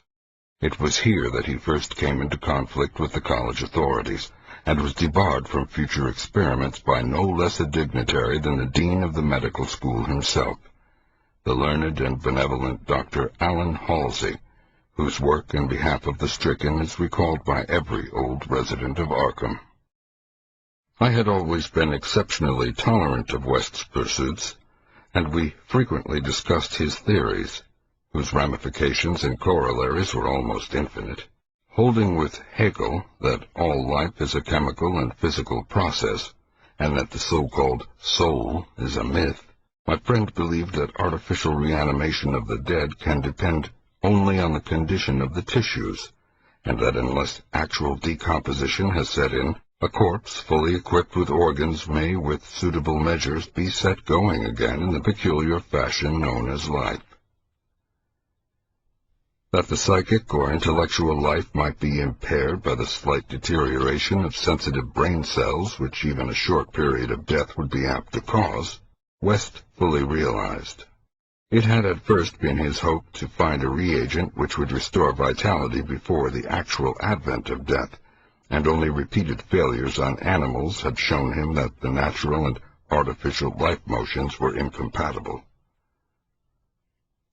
He then sought extreme freshness in his specimens, injecting his solutions into the blood immediately after the extinction of life. It was this circumstance which made the professors so carelessly skeptical, for they felt that true death had not occurred in any case. They did not stop to view the matter closely and reasoningly. It was not long after the faculty had interdicted his work that West confided to me his resolution to get fresh human bodies in some manner, and continue in secret the experiments he could no longer perform openly. To hear him discussing ways and means was rather ghastly, for at the college we had never procured anatomical specimens ourselves. Whenever the morgue proved inadequate, 2 local Negroes attended to this matter, and they were seldom questioned. West was then a small, slender, spectacled youth with delicate features, yellow hair, pale blue eyes, and a soft voice, and it was uncanny to hear him dwelling on the relative merits of Christ Church Cemetery and the Potter's Field. We finally decided on the Potter's Field because practically every body in Christ Church was embalmed, a thing, of course, ruinous to West's researches. I was by this time his active and enthralled assistant, and helped him make all his decisions, not only concerning the source of bodies, but concerning a suitable place for our loathsome work. It was I who thought of the deserted Chapman farmhouse beyond Meadow Hill, where we fitted up on the ground floor an operating room and a laboratory, each with dark curtains to conceal our midnight doings. The place was far from any road, and in sight of no other house. Yet precautions were none the less necessary, since rumors of strange lights, started by chance nocturnal roamers, would soon bring disaster on our enterprise. It was agreed to call the whole thing a chemical laboratory if discovery should occur. Gradually we equipped our sinister haunt of science with materials either purchased in Boston or quietly borrowed from the college, materials carefully made unrecognizable save to expert eyes, and provided spades and picks for the many burials we should have to make in the cellar. At the college we used an incinerator, but the apparatus was too costly for our unauthorized laboratory. Bodies were always a nuisance, even the small guinea pig bodies from the slight clandestine experiments in West's room at the boarding house. We followed the local death notices like ghouls, for our specimens demanded particular qualities. What we wanted were corpses interred soon after death and without artificial preservation, preferably free from malforming disease, and certainly with all organs present. Accident victims were our best hope. Not for many weeks did we hear of anything suitable, though we talked with morgue and hospital authorities, ostensibly in the college's interest, as often as we could without exciting suspicion. We found that the college had first choice in every case, so that it might be necessary to remain in Arkham during the summer, when only the limited summer school classes were held. In the end, though, luck favored us, for one day we heard of an almost ideal case in the Potter's Field. A brawny young workman drowned only the morning before in Summer's Pond, and buried at the town's expense without delay or embalming. That afternoon we found the new grave, and determined to begin work soon after midnight. It was a repulsive task that we undertook in the black, small hours, even though we lacked at that time the special horror of graveyards which later experiences brought to us. We carried spades and oil-dark lanterns, for although electric torches were then manufactured, they were not as satisfactory as the tungsten contrivances of today. The process of unearthing was slow and sordid. It might have been gruesomely poetical if we had been artists instead of scientists, and we were glad when our spades struck wood. When the pine box was fully uncovered, West scrambled down and removed the lid, dragging out and propping up the contents. I reached down and hauled the contents out of the grave, and then both toiled hard to restore the spot to its former appearance. The affair made us rather nervous, especially the stiff form and vacant face of our first trophy, but we managed to remove all traces of our visit. When we had patted down the last shovelful of earth, we put the specimen in a canvas sack and set out for the old Chapman place beyond Meadow Hill. On an improvised dissecting table in the old farmhouse, by the light of a powerful acetylene lamp, the specimen was not very spectral-looking. It had been a sturdy and apparently unimaginative youth of wholesome plebeian type, large-framed, gray-eyed and brown-haired, a sound animal without psychological subtleties, and probably having vital processes of the simplest and healthiest sort. Now, with the eyes closed, it looked more asleep than dead, though the expert test of my friend soon left no doubt on that score. We had at last what West had always longed for, a real dead man of the ideal kind, ready for the solution as prepared according to the most careful calculations and theories for human use. The tension on our part became very great. We knew that there was scarcely a chance for anything like complete success, and could not avoid hideous fears at the possible grotesque results of partial animation. Especially we were apprehensive concerning the mind and impulses of the creature, since in the space following death some of the more delicate cerebral cells might well have suffered deterioration. I myself still held some curious notions about the traditional soul of man, and felt in awe at the secrets that might be told by one returning from the dead. I wondered what sights this placid youth might have seen in inaccessible spheres, and what he could relate if fully restored to life. But my wonder was not overwhelming, since for the most part I shared the materialism of my friend. He was calmer than I, as he forced a large quantity of his fluid into a vein of the body's arm, immediately binding the incision securely. The waiting was gruesome, but West never faltered. Every now and then he applied his stethoscope to the specimen, and bore the negative results philosophically. After about 3/4 of an hour, without the least sign of life, he disappointedly pronounced the solution inadequate, but determined to make the most of his opportunity, and try one change in the formula before disposing of his ghastly prize. We had that afternoon dug a grave in the cellar, and would have to fill it by dawn, for although we had fixed a lock on the house, we wished to shun even the remotest risk of a ghoulish discovery. Besides, the body would not be even approximately fresh the next night. So, taking the solitary acetylene lamp into the adjacent laboratory, we left our silent guest on the slab in the dark, and bent every energy to the mixing of a new solution, the weighing and measuring supervised by West with an almost fanatical care. The awful event was very sudden and wholly unexpected.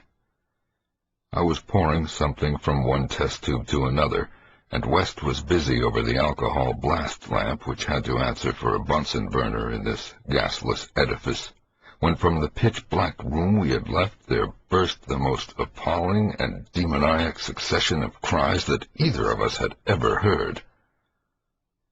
Not more unutterable could have been the chaos of hellish sound if the pit itself had opened to release the agony of the damned, for in one inconceivable cacophony was centered all the supernal terror and unnatural despair of animate nature.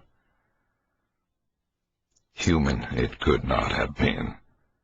It is not in man to make such sounds. And without a thought of our late employment or its possible discovery, both West and I leaped to the nearest window like stricken animals, overturning tubes, lamps, and retorts, and vaulting madly into the starred abyss of the rural night. I think we screamed ourselves as we stumbled frantically toward the town, though as we reached the outskirts we put on a semblance of restraint, just enough to seem like belated revelers staggering home from a debauch. We did not separate, but managed to get to West's room, where we whispered with the gas up until dawn. By then we had calmed ourselves a little with rational theories and plans for investigation, so that we could sleep through the day, classes being disregarded. But that evening 2 items in the paper, wholly unrelated, made it again impossible for us to sleep. The old deserted Chapman house had inexplicably burned to an amorphous heap of ashes. That we could understand because of the upset lamp. Also, an attempt had been made to disturb a new grave in the potter's field, as if by futile and spadeless clawing at the earth. That we could not understand, for we had patted down the mold very carefully. And for 17 years after that, West would look frequently over his shoulder and complain of fancied footsteps behind him. Now, he has disappeared. 2. The Plague Demon. I shall never forget that hideous summer 16 years ago, when, like a noxious affright from the halls of Eblis, typhoid stalked leeringly through Arkham. It is by that satanic scourge that most recall the year, for truly terror brooded with bat wings over the piles of coffins in the tombs of Christ Church Cemetery. Yet, For me, there is a greater horror in that time. A horror known to me alone, now that Herbert West has disappeared.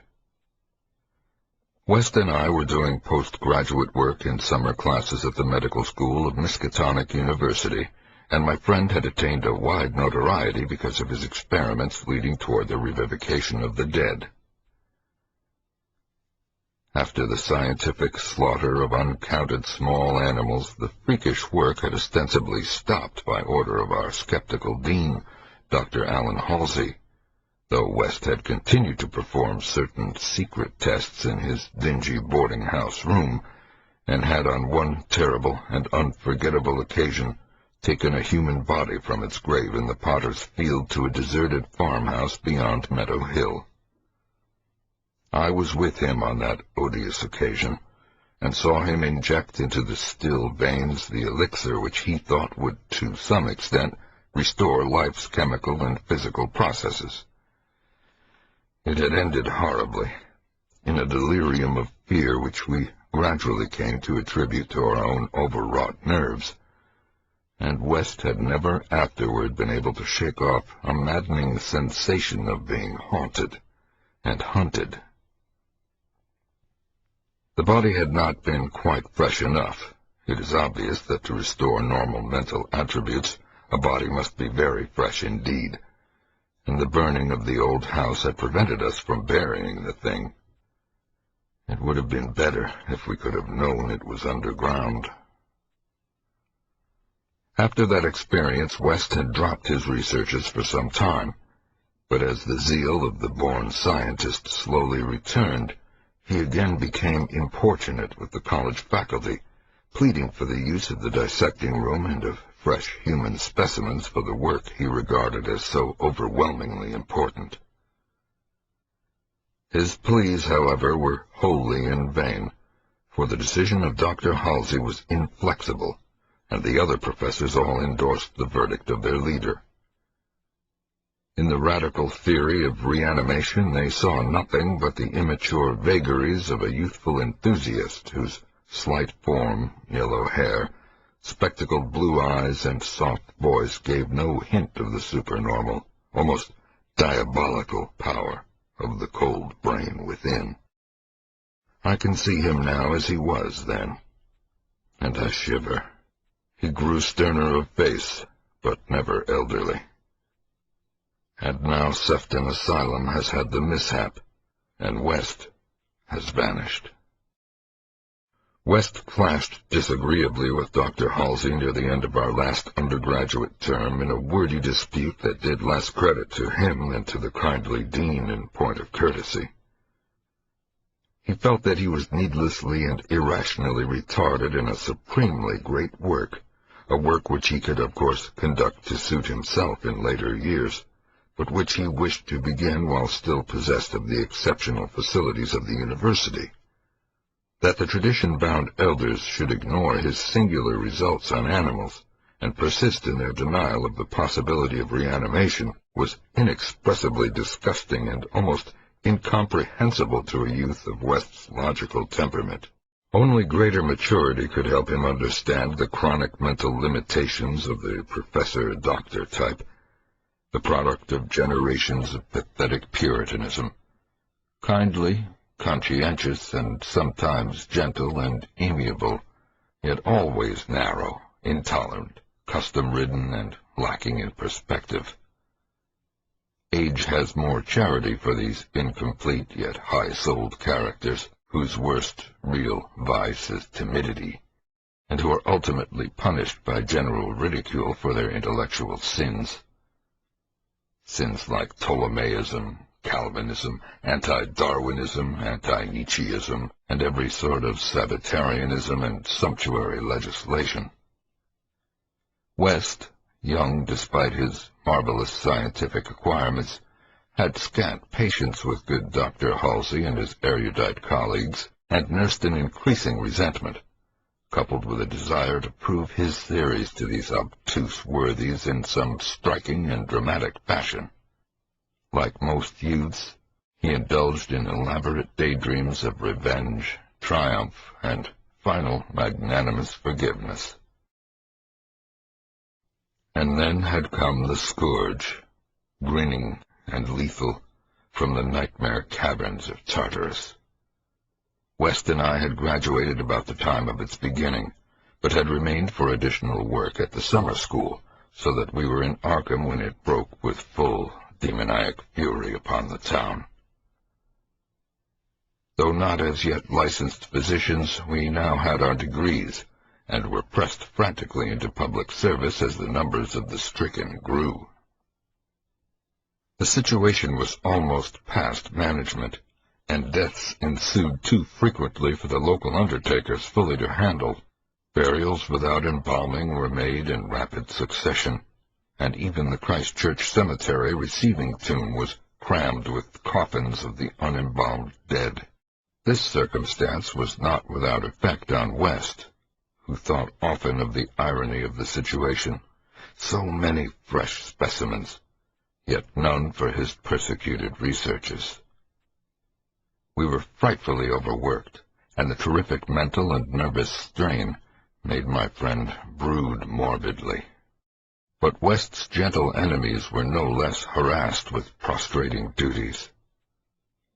College had all but closed, and every doctor of the medical faculty was helping to fight the typhoid plague.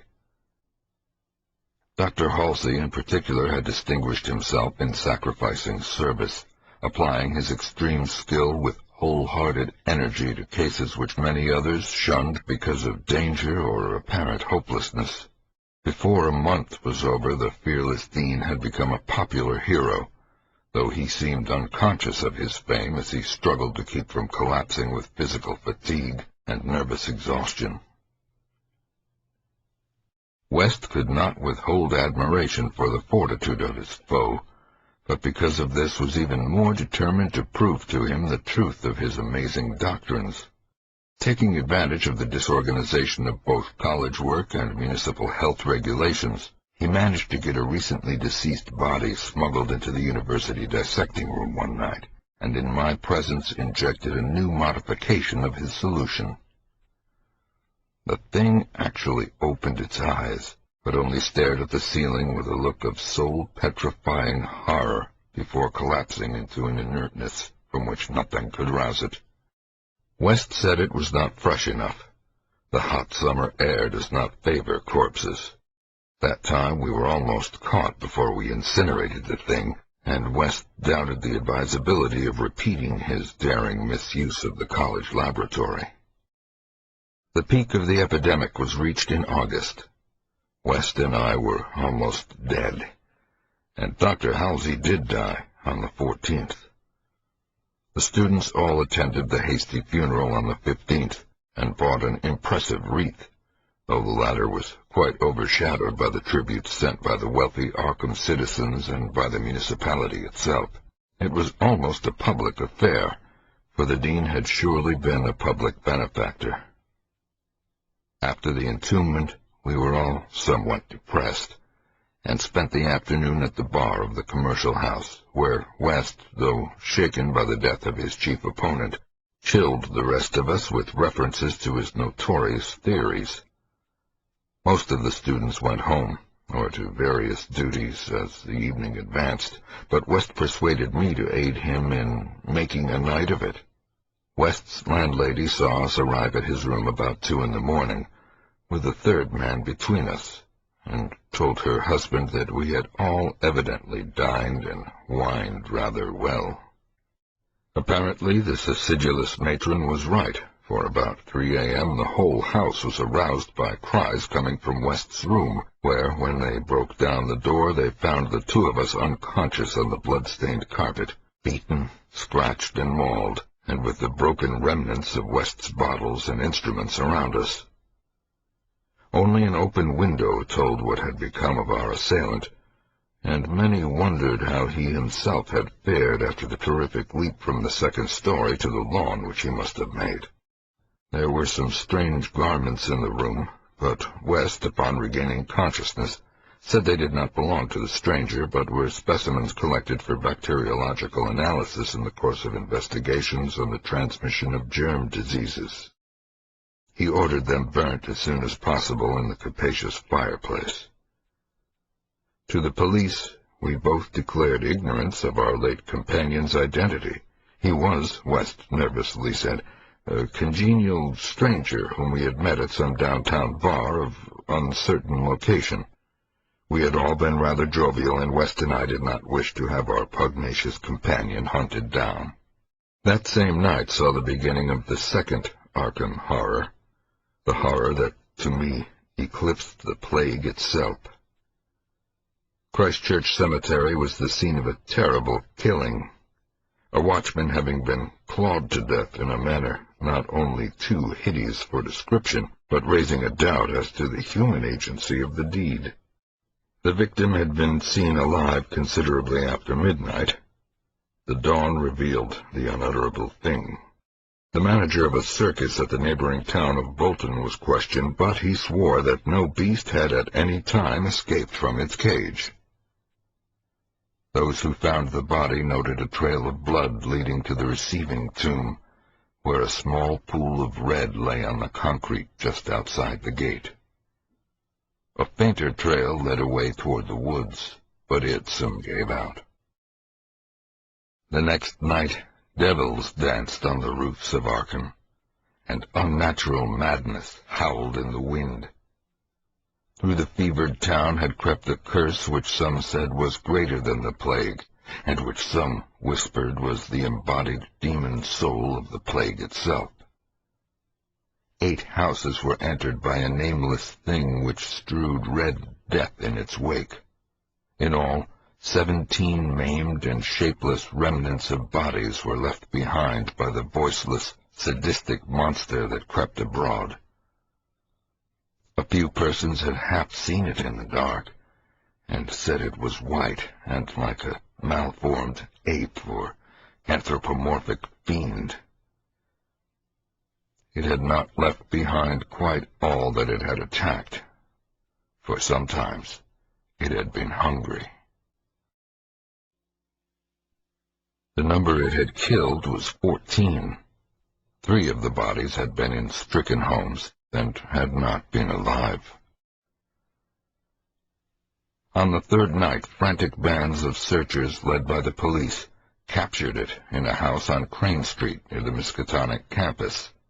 They had organized the quest with care, keeping in touch by means of volunteer telephone stations, and when someone in the college district had reported hearing a scratching at a shuttered window, the net was quickly spread. On account of the general alarm and precautions, there were only 2 more victims, and the capture was effected without major casualties. The thing was finally stopped by a bullet, though not a fatal one, and was rushed to the local hospital amidst universal excitement and loathing. For it had been a man. This much was clear despite the nauseous eyes, the voiceless simianism, and the demoniac savagery. They dressed its wound and carted it to the asylum at Sefton, where it beat its head against the walls of a padded cell for 16 years, until the recent mishap, when it escaped under circumstances that few like to mention. What had most disgusted the searchers of Arkham was the thing they noticed when the monster's face was cleaned, the mocking, unbelievable semblance to a learned and self-sacrificing martyr who had been entombed but 3 days before, the late Dr. Allen Halsey, public benefactor and dean of the medical school of Miskatonic University. To the vanished Herbert West, and to me, the disgust and horror were supreme. I shudder tonight as I think of it, shudder even more than I did that morning when West muttered through his bandages, "Damn it, it wasn't quite fresh enough." 3. 6 shots by moonlight. It is uncommon to fire all 6 shots of a revolver with great suddenness, when one would probably be sufficient. But many things in the life of Herbert West were uncommon. It is, for instance, not often that a young physician leaving college is obliged to conceal the principles which guide his selection of a home and office. Yet that was the case with Herbert West. When he and I obtained our degrees at the medical school of Miskatonic University and sought to relieve our poverty by setting up as general practitioners, we took great care not to say that we chose our house because it was fairly well isolated, and as near as possible to the potter's field. Reticence such as this is seldom without a cause, nor indeed was ours, for our requirements were those resulting from a life work distinctly unpopular. Outwardly we were doctors only, but beneath the surface were aims of far greater and more terrible moment. For the essence of Herbert West's existence was a quest amid black and forbidden realms of the unknown, in which he hoped to uncover the secret of life and restore to perpetual animation the graveyard's cold clay. Such a quest demands strange materials, among them fresh human bodies, and in order to keep supplied with these indispensable things one must live quietly and not far from a place of informal interment. West and I had met in college, and I had been the only one to sympathize with his hideous experiments. Gradually I had come to be his inseparable assistant, and now that we were out of college, we had to keep together. It was not easy to find a good opening for two doctors in company, but finally the influence of the university secured us a practice in Bolton, a factory town near Arkham, the seat of the college. The Bolton worsted mills are the largest in the Miskatonic Valley, and their polyglot employees are never popular as patients with the local physicians. We chose our house with the greatest care, seizing at last on a rather run-down cottage near the end of Pond Street, 5 numbers from the closest neighbor, and separated from the local potter's field by only a stretch of meadowland, bisected by a narrow neck of the rather dense forest which lies to the north. The distance was greater than we wished, but we could get no nearer a house without going on the other side of the field, wholly out of the factory district. We were not much displeased, however, since there were no people between us and our sinister source of supplies. The walk was a trifle long, but we could haul our silent specimens undisturbed. Our practice was surprisingly large from the very first, large enough to please most young doctors, and large enough to prove a bore and a burden to students whose real interest lay elsewhere. The mill hands were of somewhat turbulent inclinations, and besides their many natural needs, their frequent clashes and stabbing affrays gave us plenty to do. But what actually absorbed our minds was the secret laboratory we had fitted up in the cellar. The laboratory with the long table under the electric lights, where in the small hours of the morning we often injected West's various solutions into the veins of the things we dragged from the potter's field. West was experimenting madly to find something which would start man's vital motions anew after they had been stopped by the thing we called death, but had encountered the most ghastly obstacles. The solution had to be differently compounded for different types. What would serve for guinea pigs would not serve for human beings, and different human specimens required large modifications. The bodies had to be exceedingly fresh, or the slight decomposition of brain tissue would render perfect reanimation impossible. Indeed, the greatest problem was to get them fresh enough. West had had horrible experiences during his secret college researches with corpses of doubtful vintage. The results of partial or imperfect animation were much more hideous than were the total failures, and we both held fearsome recollections of such things.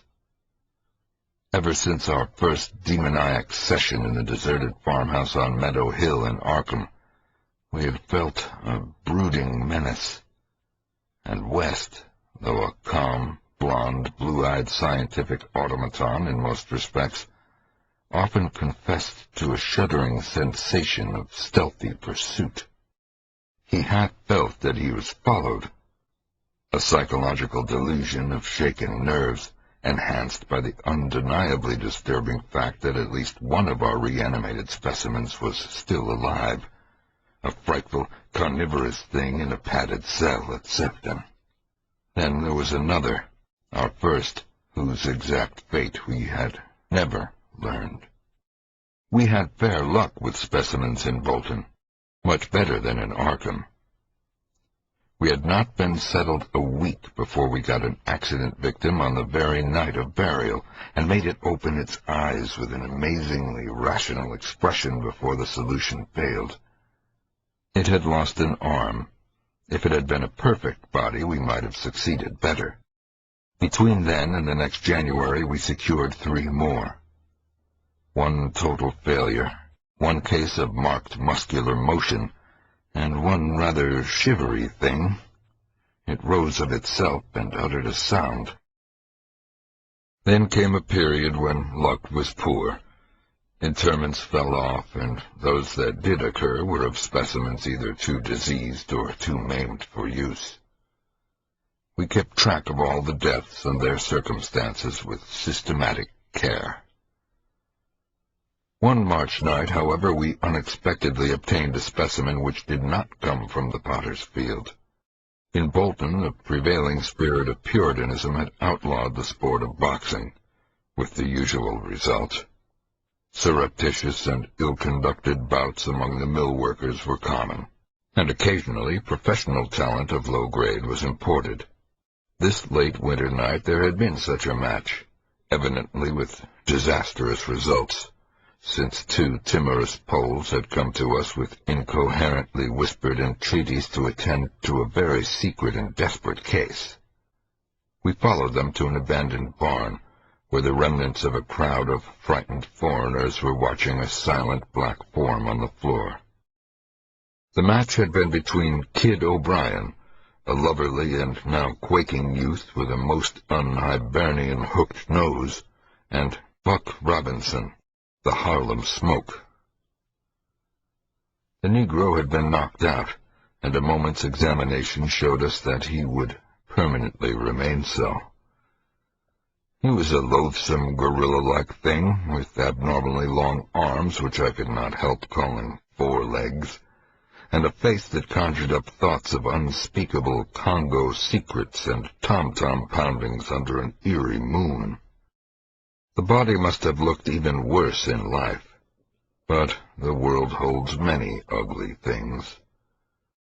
Fear was upon the whole pitiful crowd, for they did not know what the law would exact of them if the affair were not hushed up, and they were very grateful when West, in spite of my involuntary shudders, offered to get rid of the thing quietly, for a purpose I knew too well. There was bright moonlight over the snowless landscape, but we dressed the thing and carried it home between us through the deserted streets and meadows, as we had carried a similar thing one horrible night in Arkham. We approached the house from the field in the rear, took the specimen in the back door and down the cellar stairs, and prepared it for the usual experiment. Our fear of the police was absurdly great, though we had timed our trip to avoid the solitary patrolman of that section. The result was wearily anticlimactic. Ghastly as our prize appeared, it was wholly unresponsive to every solution we injected in its black arm, solutions prepared from experience with white specimens only. So, as the hour grew dangerously near dawn, we did as we had done with the others, dragged the thing across the meadows to the neck of the woods near the potter's field, and buried it there in the best sort of grave the frozen ground would furnish. The grave was not very deep, but fully as good as that of the previous specimen, the thing which had risen of itself and uttered a sound. In light of our dark lanterns we carefully covered it with leaves and dead vines, fairly certain that the police would never find it in a forest so dim and dense. The next day I was increasingly apprehensive about the police, for a patient brought rumors of a suspected fight and death. West had still another source of worry, for he had been called in the afternoon to a case which ended very threateningly. An Italian woman had become hysterical over her missing child, a lad of 5 who had strayed off early in the morning and failed to appear for dinner, and had developed symptoms highly alarming in view of an always weak heart. It was a very foolish hysteria, for the boy had often run away before, but Italian peasants are exceedingly superstitious, and this woman seemed as much harassed by omens as by facts. About 7 o'clock in the evening she had died, and her frantic husband had made a frightful scene in his efforts to kill West, whom he wildly blamed for not saving her life. Friends had held him when he drew a stiletto, but West departed amidst his inhuman shrieks, curses, and oaths of vengeance. In his latest affliction the fellow seemed to have forgotten his child, who was still missing as the night advanced. There was some talk of searching the woods, but most of the family's friends were busy with the dead woman and the screaming man. Altogether, the nervous strain upon West must have been tremendous. Thoughts of the police and of the mad Italian both weighed heavily. We retired about 11, but I did not sleep well. Bolton had a surprisingly good police force for so small a town, and I could not help fearing the mess which would ensue if the affair of the night before were ever tracked down. It might mean the end of all our local work, and perhaps prison for both West and me. I did not like those rumors of a fight which were floating about. After the clock had struck 3, the moon shone in my eyes, but I turned over without rising to pull down the shade. Then came the steady rattling at the back door. I lay still and somewhat dazed, but before long heard West's rap on my door. He was clad in dressing gown and slippers, and had in his hands a revolver and an electric flashlight. From the revolver I knew that he was thinking more of the crazed Italian than of the police.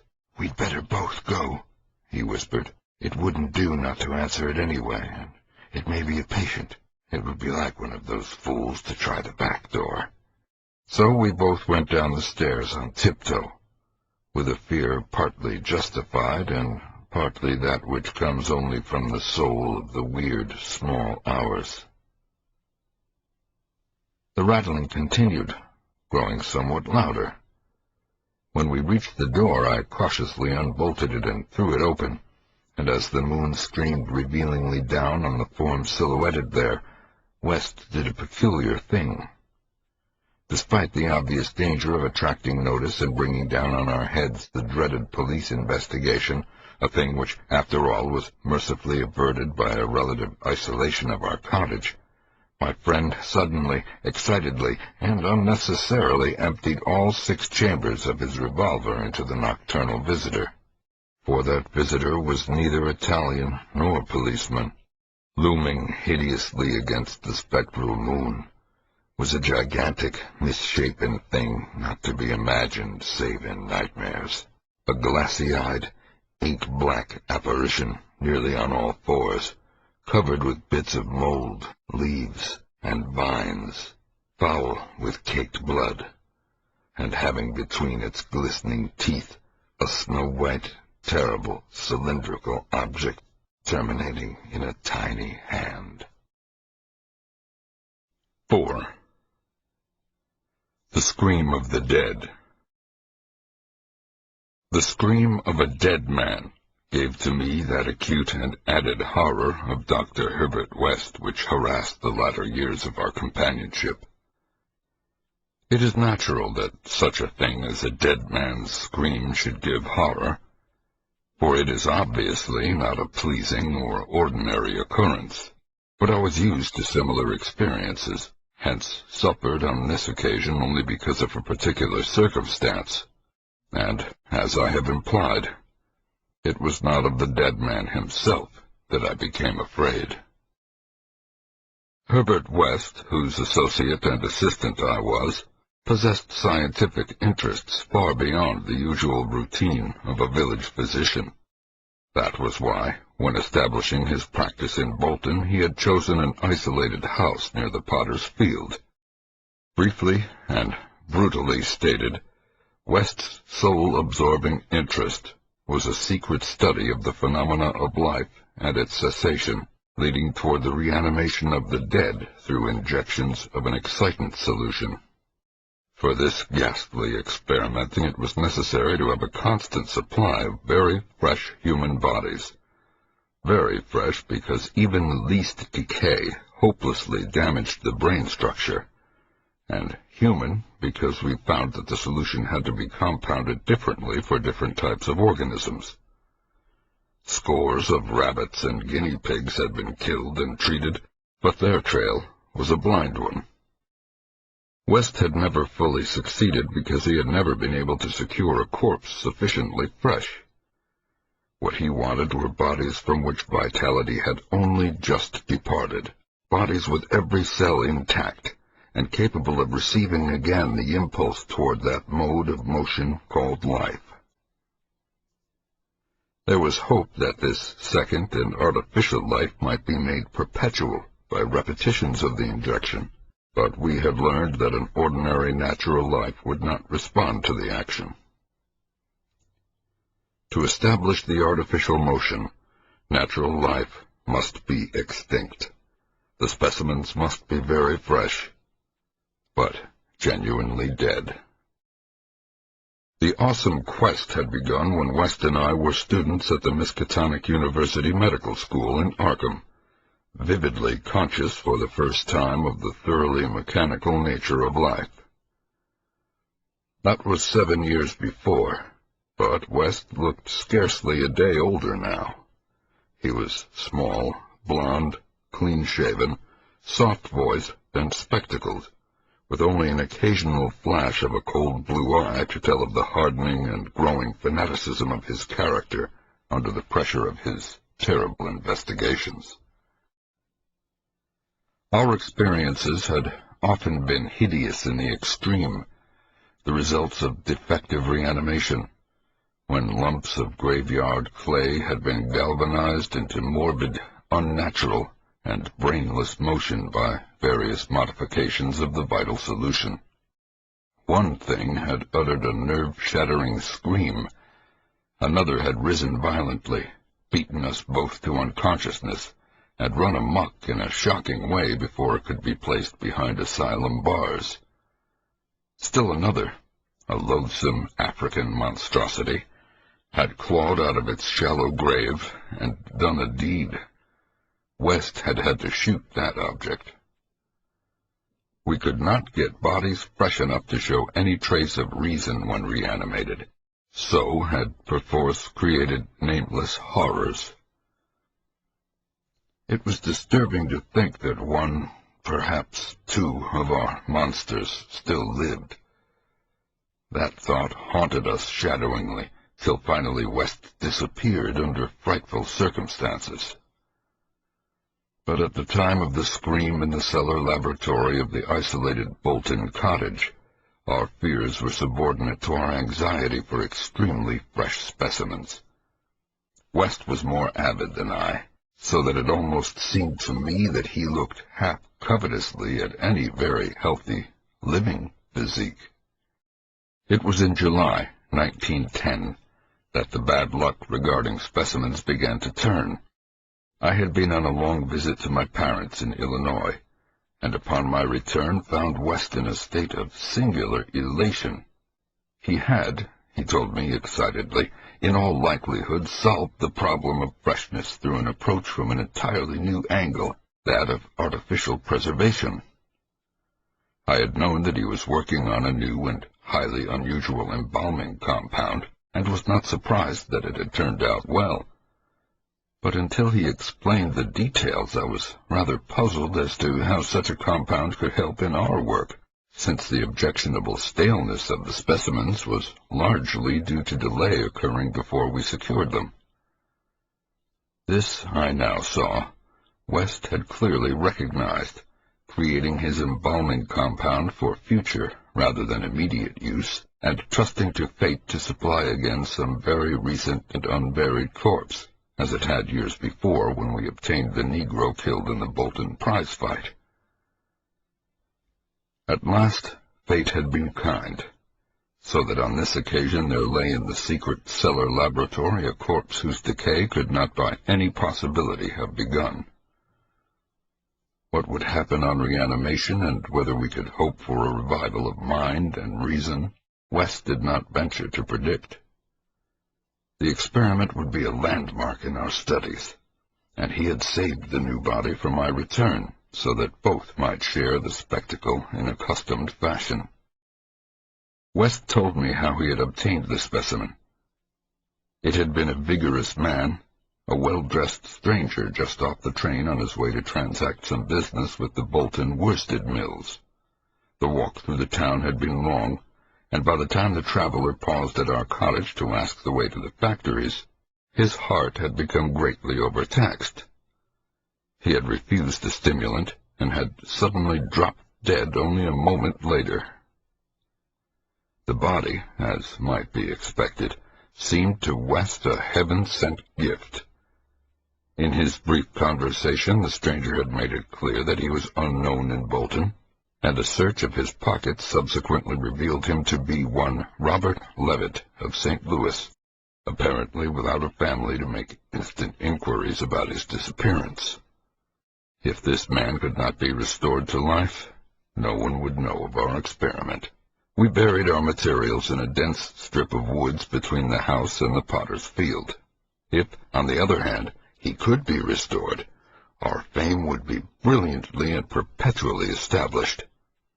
So, without delay, West had injected into the body's wrist the compound which would hold it fresh for use after my arrival. The matter of the presumably weak heart, which to my mind imperiled the success of our experiment, did not appear to trouble West extensively. He hoped at last to obtain what he had never obtained before, a rekindled spark of reason, and perhaps a normal living creature.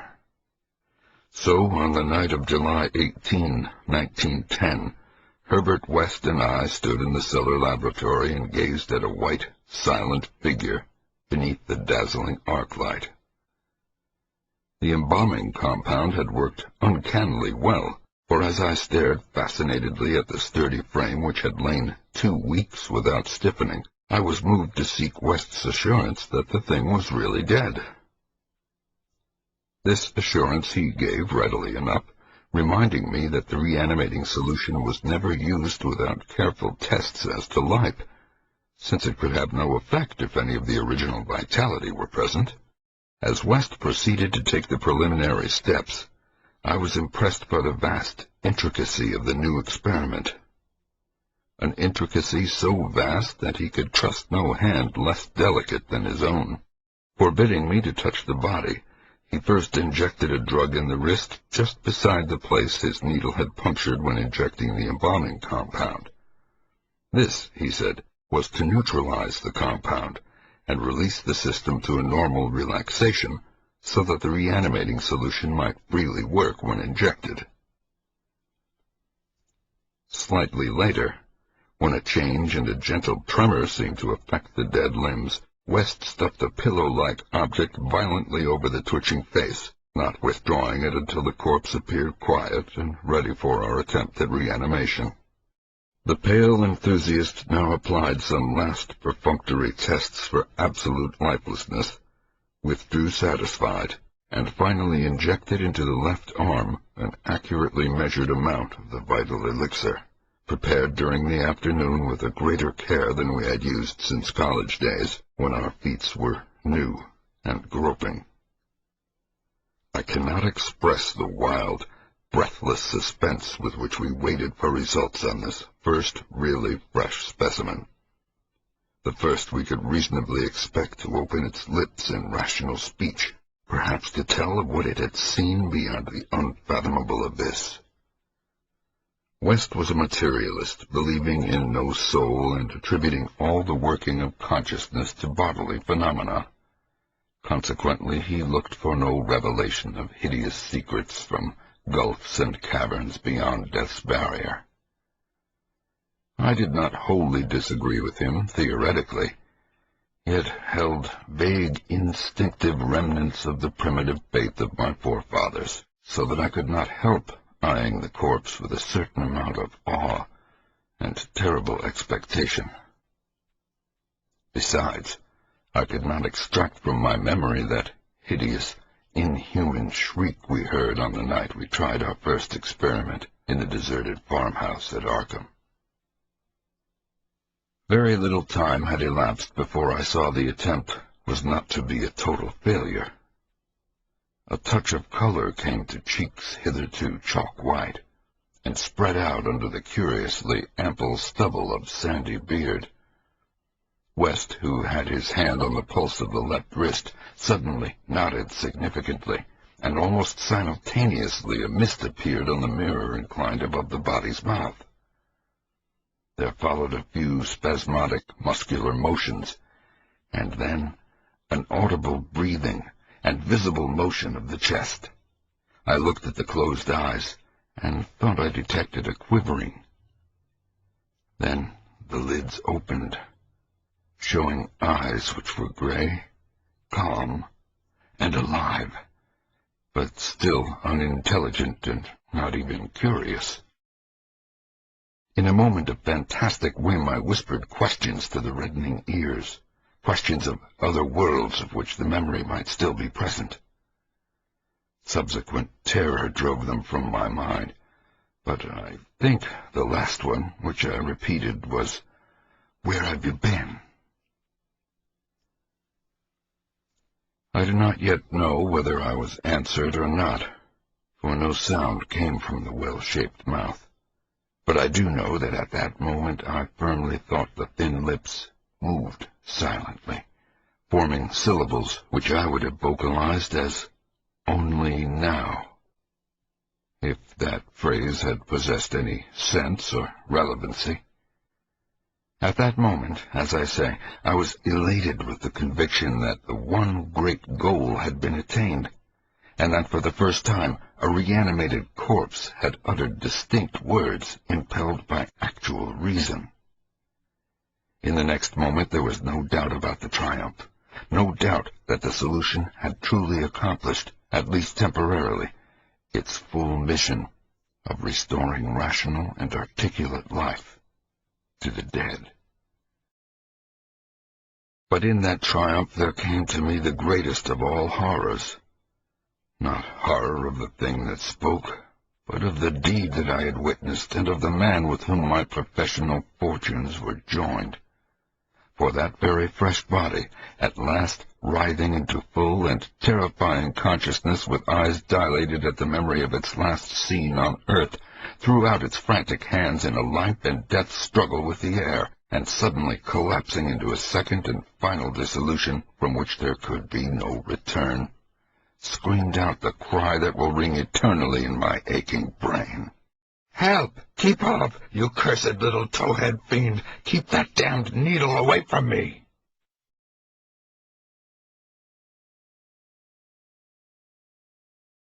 "5. The Horror from the Shadows. Many men have related hideous things not mentioned in print, which happened on the battlefields of the Great War. Some of these things have made me faint. Others have convulsed me with devastating nausea, while still others have made me tremble and look behind me in the dark. Yet despite the worst of them, I believe I can myself relate the most hideous thing of all, the shocking, the unnatural, the unbelievable horror from the shadows. In 1915, I was a physician with the rank of first lieutenant in a Canadian regiment in Flanders, one of the many Americans to precede the government itself into the gigantic struggle. I had not entered the army on my own initiative, but rather as a natural result of the enlistment of the man whose indispensable assistant I was, the celebrated Boston surgical specialist, Dr. Herbert West. Dr. West had been avid for a chance to serve as surgeon in a great war, and when the chance had come, he carried me with him, almost against my will. There were reasons why I could have been glad to let the war separate us, reasons why I found the practice of medicine and the companionship of West more and more irritating.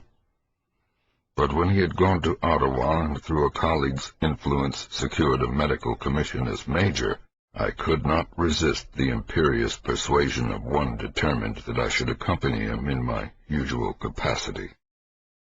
When I say that Dr. West was avid to serve in battle, I do not mean to imply that he was either naturally warlike or anxious for the safety of civilization.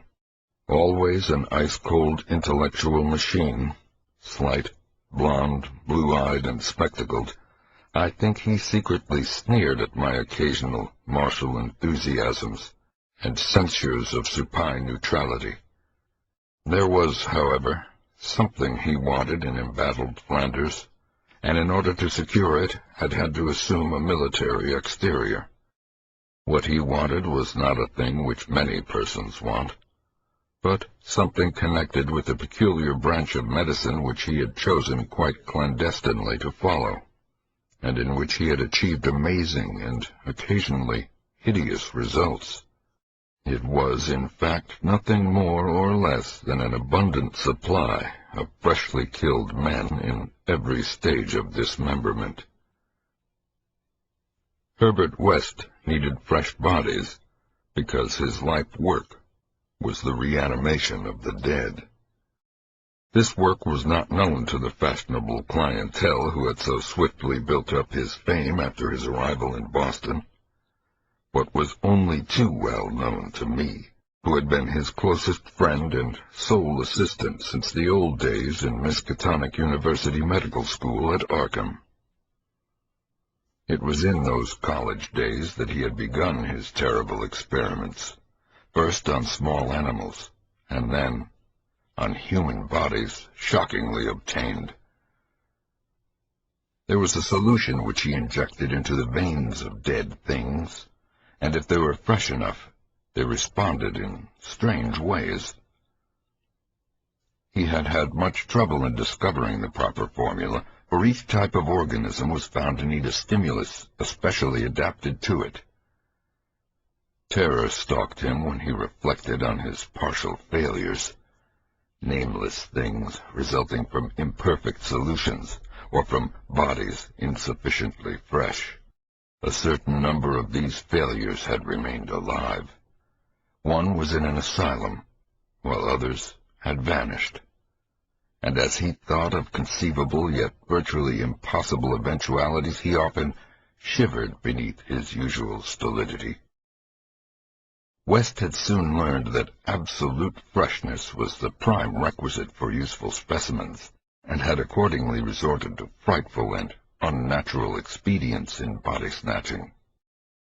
In college, and during our early practice together in the factory town of Bolton, my attitude toward him had been largely one of fascinated admiration. But as his boldness in methods grew, I began to develop a gnawing fear. I did not like the way he looked at healthy, living bodies. And then there came a nightmarish session in the cellar laboratory, when I learned that a certain specimen had been a living body when he secured it. That was the first time he had ever been able to revive the quality of rational thought in a corpse, and his success, obtained at such a loathsome cost, had completely hardened him. Of his methods in the intervening 5 years I dare not speak. I was held to him by sheer force of fear, and witnessed sights that no human tongue could repeat. Gradually I came to find Herbert West himself more horrible than anything he did. That was when it dawned on me that his once normal scientific zeal for prolonging life had subtly degenerated into a mere morbid and ghoulish curiosity and secret sense of charnel picturesqueness. His interest became a hellish and perverse addiction to the repellently and fiendishly abnormal. He gloated calmly over artificial monstrosities which would make most healthy men drop dead from fright and disgust. He became, behind his pallid intellectuality, a fastidious Baudelaire of physical experiment, a languid Elagabalus of the tombs. Dangers he met unflinchingly. Crimes he committed unmoved. I think the climax came when he had proved his point that rational life can be restored, and had sought new worlds to conquer by experimenting on the reanimation of detached parts of bodies.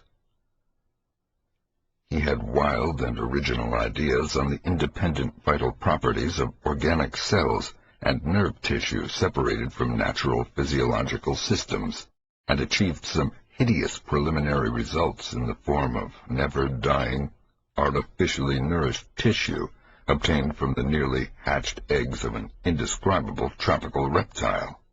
2 biological points he was exceedingly anxious to settle. First, whether any amount of consciousness and rational action be possible without the brain, proceeding from the spinal cord and various nerve centers. And second, whether any kind of ethereal, intangible relation distinct from the material cells may exist to link the surgically separated parts of what has previously been a single living organism. All this research work required a prodigious supply of freshly slaughtered human flesh, and that was why Herbert West had entered the Great War. The phantasmal, unmentionable thing occurred one midnight late in March 1915, in a field hospital behind the lines of St. Eloi. I wonder even now if it could have been other than a demoniac dream of delirium. West had a private laboratory in an east room of the barn-like temporary edifice, assigned him on his plea that he was devising new and radical methods for the treatment of hitherto hopeless cases of maiming. There he worked like a butcher in the midst of his gory wares. I could never get used to the levity with which he handled and classified certain things. At times he actually did perform marvels of surgery for the soldiers. But his chief delights were of a less public and philanthropic kind, requiring many explanations of sounds which seemed peculiar, even amidst that babble of the damned. Among these sounds were frequent revolver shots, surely not uncommon on a battlefield, but distinctly uncommon in an hospital. Dr. West's reanimated specimens were not meant for long existence or a large audience. Besides human tissue, West employed much of the reptile embryo tissue which he had cultivated with such singular results. It was better than human material for maintaining life in organless fragments, and that was now my friend's chief activity. In a dark corner of the laboratory, over a queer incubating burner, he kept a large covered vat full of this reptilian cell matter, which multiplied and grew puffily and hideously. On the night of which I speak, we had a splendid new specimen, a man at once physically powerful and of such high mentality that a sensitive nervous system was assured. It was rather ironic, for he was the officer who had helped West to his commission, and who was now to have been our associate. Moreover, he had in the past secretly studied the theory of reanimation to some extent under West. Major Sir Eric Moreland Clapham Lee, D.S.O., was the greatest surgeon in our division, and had been hastily assigned to the St. Eloi sector when the news of the heavy fighting reached headquarters. He had come in an aeroplane piloted by the intrepid Lieutenant Ronald Hill, only to be shot down when directly over his destination. The fall had been spectacular and awful. Hill was unrecognizable afterward, but the wreck yielded up the great surgeon in a nearly decapitated but otherwise intact condition. West had greedily seized the lifeless thing which had once been his friend and fellow scholar, and I shuddered when he finished severing the head, placing it in his hellish vat of pulpy reptile tissue to preserve it for future experiments, and proceeded to treat the decapitated body on the operating table. He injected new blood, joined certain veins, arteries, and nerves at the headless neck, and closed the ghastly aperture with engrafted skin from an unidentified specimen which had worn an officer's uniform. I knew what he wanted: to see if this highly organized body could exhibit, without its head, any of the signs of mental life which had distinguished Sir Eric Morland Clapham Lee. Once a student of reanimation, this silent trunk was now gruesomely called upon to exemplify it. I can still see Herbert West under the sinister electric light as he injected his reanimating solution into the arm of the headless body. The scene I cannot describe. I should faint if I tried it, for there is madness in a room full of classified, charnel things, with blood and lesser human debris almost ankle-deep on the slimy floor, and with hideous reptilian abnormalities sprouting, bubbling, and baking over a winking, bluish-green specter of dim flame in a far corner of black shadows. The specimen, as West repeatedly observed, had a splendid nervous system. Much was expected of it, and as a few twitching motions began to appear, I could see the feverish interest on West's face. He was ready, I think, to see proof of his increasingly strong opinion that consciousness, reason, and personality can exist independently of the brain. That man has no central connective spirit, but is merely a machine of nervous matter, each section more or less complete in itself. In one triumphant demonstration, West was about to relegate the mystery of life to the category of myth. The body now twitched more vigorously, and beneath our avid eyes commenced to heave in a frightful way. The arms stirred disquietingly, the legs drew up, and various muscles contracted in a repulsive kind of writhing. Then the headless thing threw out its arms in a gesture which was unmistakably one of desperation, an intelligent desperation, apparently sufficient to prove every theory of Herbert West. Certainly the nerves were recalling the man's last act in life, the struggle to get free of the falling aeroplane. What followed I shall never positively know. It may have been wholly an hallucination from the shock caused at that instant by the sudden and complete destruction of the building in a cataclysm of German shell fire. Who can gainsay it, since West and I were the only proved survivors? West liked to think that before his recent disappearance, but there were times when he could not, for it was clear that we both had the same hallucination. The hideous occurrence itself was very simple, notable only for what it implied. The body on the table had risen with a blind and terrible groping, and we had heard a sound. I should not call that sound a voice, for it was too awful. And yet its timbre was not the most awful thing about it. Neither was its message. It had merely screamed, "Jump round! For God's sake, jump!" The awful thing was its source, for it had come from the large covered vat in that ghoulish corner of crawling black shadows. 6. The Tomb Legions. When Dr. Herbert West disappeared a year ago, the Boston police questioned me closely. They suspected that I was holding something back, and perhaps suspected graver things. But I could not tell them the truth, because they would not have believed it.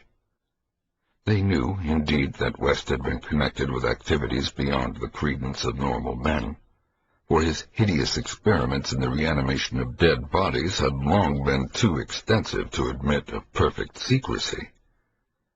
But the final, soul-shattering catastrophe held elements of demoniac fantasy which make even me doubt the reality of what I saw.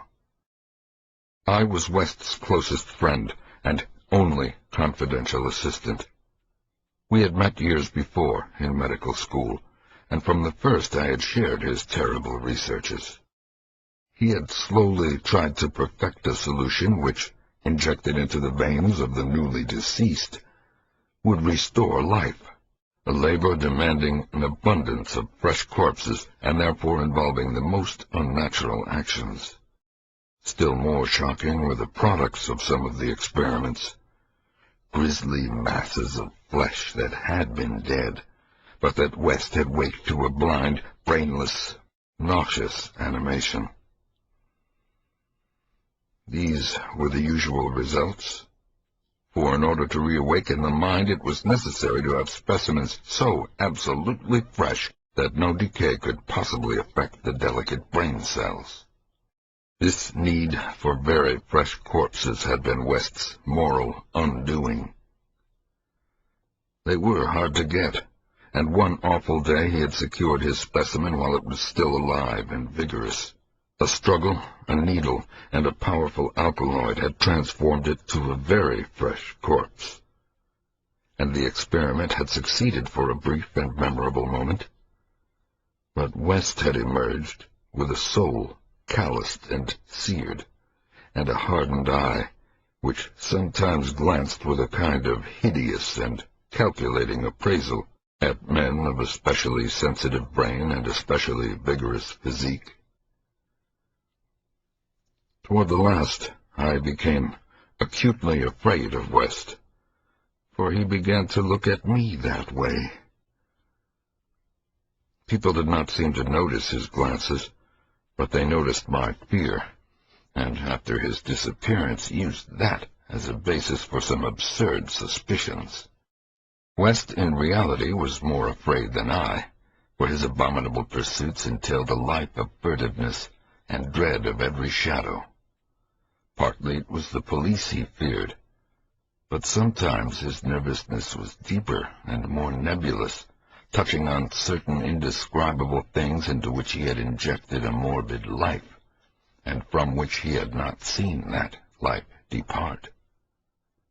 He usually finished his experiments with a revolver, but a few times he had not been quick enough. There was that first specimen, on whose rifled grave marks of clawing were later seen. There was also that Arkham professor's body which had done cannibal things before it had been captured and thrust unidentified into a madhouse cell at Sefton, where it beat the walls for 16 years. Most of the other possibly surviving results were things less easy to speak of, for in later years West's scientific zeal had degenerated to an unhealthy and fantastic mania, and he had spent his chief skill in vitalizing not entire human bodies, but isolated parts of bodies, or parts joined to organic matter, other than human. It had become fiendishly disgusting by the time he disappeared. Many of the experiments could not even be hinted at in print. The Great War, through which both of us served as surgeons, had intensified this side of West. In saying that West's fear of his specimens was nebulous, I have in mind particularly its complex nature. Part of it came merely from knowing of the existence of such nameless monsters, while another part arose from the apprehension of the bodily harm they might under certain circumstances do him. Their disappearance added horror to the situation. Of them all, West knew the whereabouts of only one, the pitiful asylum thing. Then there was a more subtle fear, a very fantastic sensation resulting from a curious experiment in the Canadian Army in 1915. West, in the midst of a severe battle, had reanimated Major Sir Eric Morland Clapham Lee, D.S.O., a fellow physician who knew about his experiments and could have duplicated them. The head had been removed, so that the possibilities of quasi-intelligent life in the trunk might be investigated. Just as the building was wiped out by a German shell, there had been a success. The trunk had moved intelligently, and, unbelievable to relate, we were both sickeningly sure that articulate sounds had come from the detached head, as it lay in the shadowy corner of the laboratory. The shell had been merciful in a way, but West could never feel as certain as he wished that we, too, were the only survivors. He used to make shuddering conjectures about the possible actions of a headless physician with the power of reanimating the dead. West's last quarters were in a venerable house of much elegance, overlooking one of the oldest burying grounds in Boston. He had chosen the place for purely symbolic and fantastically aesthetic reasons. Since most of the interments were of the colonial period and therefore of little use to a scientist seeking very fresh bodies. The laboratory was in a sub-cellar secretly constructed by imported workmen, and contained a huge incinerator for the quiet and complete disposal of such bodies or fragments and synthetic mockeries of bodies as might remain from the morbid experiments and unhallowed amusements of the owner. During the excavation of this cellar, the workmen had struck some exceedingly ancient masonry, undoubtedly connected with the old burying ground, yet far too deep to correspond with any known sepulchre therein. After a number of calculations, West decided that it represented some secret chamber beneath the tomb of the Averills, where the last interment had been made in 1768. I was with him when he studied the nitrous-dripping walls laid bare by the spades and mattocks of the men, and was prepared for the gruesome thrill which would attend the uncovering of centuried grave secrets. But for the first time, West's new timidity conquered his natural curiosity, and he betrayed his degenerating fiber by ordering the masonry left intact and plastered over. Thus it remained till that final hellish night, part of the walls of the secret laboratory. I speak of West's decadence, but must add that it was a purely mental and intangible thing.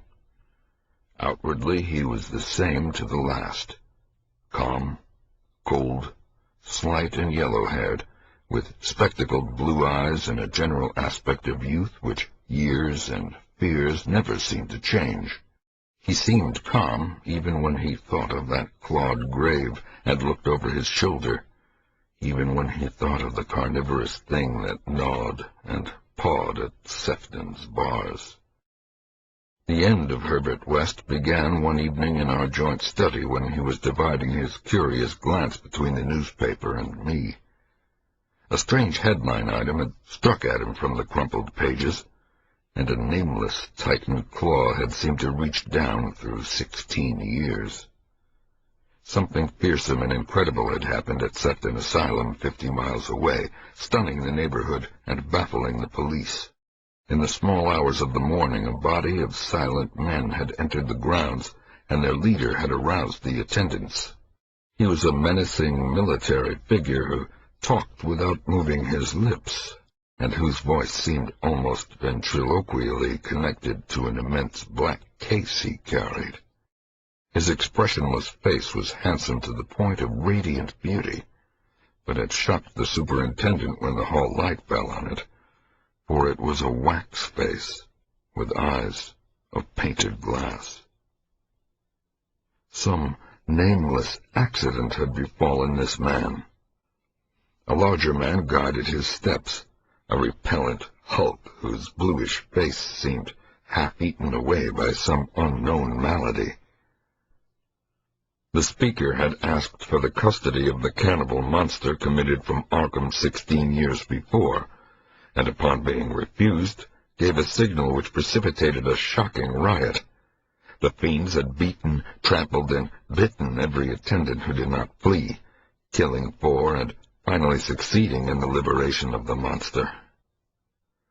Those victims who could recall the event without hysteria swore that the creatures had acted less like men than like unthinkable automata, guided by the waxed-faced leader. By the time help could be summoned, every trace of the men and of their mad charge had vanished.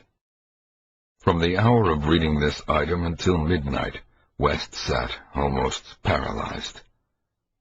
At midnight the doorbell rang, startling him fearfully. All the servants were asleep in the attic, so I answered the bell. As I have told the police, there was no wagon in the street, but only a group of strange-looking figures bearing a large square box which they deposited in the hallway after one of them had grunted in a highly unnatural voice, "Express. Prepaid." They filed out of the house with a jerky tread, and as I watched them go I had an odd idea that they were turning toward the ancient cemetery on which the back of the house abutted. When I slammed the door after them, West came downstairs and looked at the box. It was about 2 feet square, and bore West's correct name and present address. It also bore the inscription, "From Eric Moreland Clapham Lee, St. Eloi, Flanders." 6 years before, in Flanders, a shelled hospital had fallen upon the headless, reanimated trunk of Dr. Clapham Lee, and upon the detached head, which perhaps had uttered articulate sounds. West was not even excited now. His condition was more ghastly. Quickly he said, "It's the finish, but let's incinerate this." We carried the thing down to the laboratory, listening. I do not remember many particulars. You can imagine my state of mind. But it is a vicious lie to say it was Herbert West's body which I put into the incinerator. We both inserted the whole unopened wooden box, closed the door, and started the electricity. Nor did any sound come from the box, after all. It was West who first noticed the falling plaster on that part of the wall where the ancient tomb masonry had been covered up. I was going to run, but he stopped me. Then I saw a small black aperture, felt a ghoulish wind of ice, and smelled the charnel bowels of a putrescent earth. There was no sound, but just then the electric lights went out, and I saw outlined against some phosphorescence of the nether world a horde of silent, toiling things which only insanity, or worse, could create. Their outlines were human, semi-human, fractionally human, and not human at all. The horde was grotesquely heterogeneous. They were removing the stones quietly, one by one, from the centuried wall, and then as the breach became large enough, they came out into the laboratory in single file, led by a talking thing with a beautiful head made of wax. A sort of mad-eyed monstrosity behind the leader seized on Herbert West. West did not resist or utter a sound. Then they all sprang at him and tore him to pieces before my eyes, bearing the fragments away into that subterranean vault of fabulous abominations.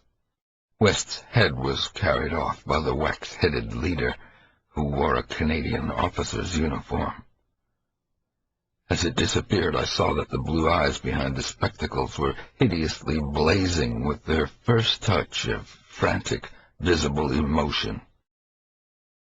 Servants found me unconscious in the morning. West was gone. The incinerator contained only unidentifiable ashes. Detectives have questioned me, but what can I say? The Sefton tragedy they will not connect with West. Not that, nor the men with the box, whose existence they deny. I told them of the vault, and they pointed to the unbroken plaster wall and laughed. So I told them no more. They imply that I am either a madman or a murderer. Probably I am mad. But I might not be mad if those accursed tomb legions had not been so silent.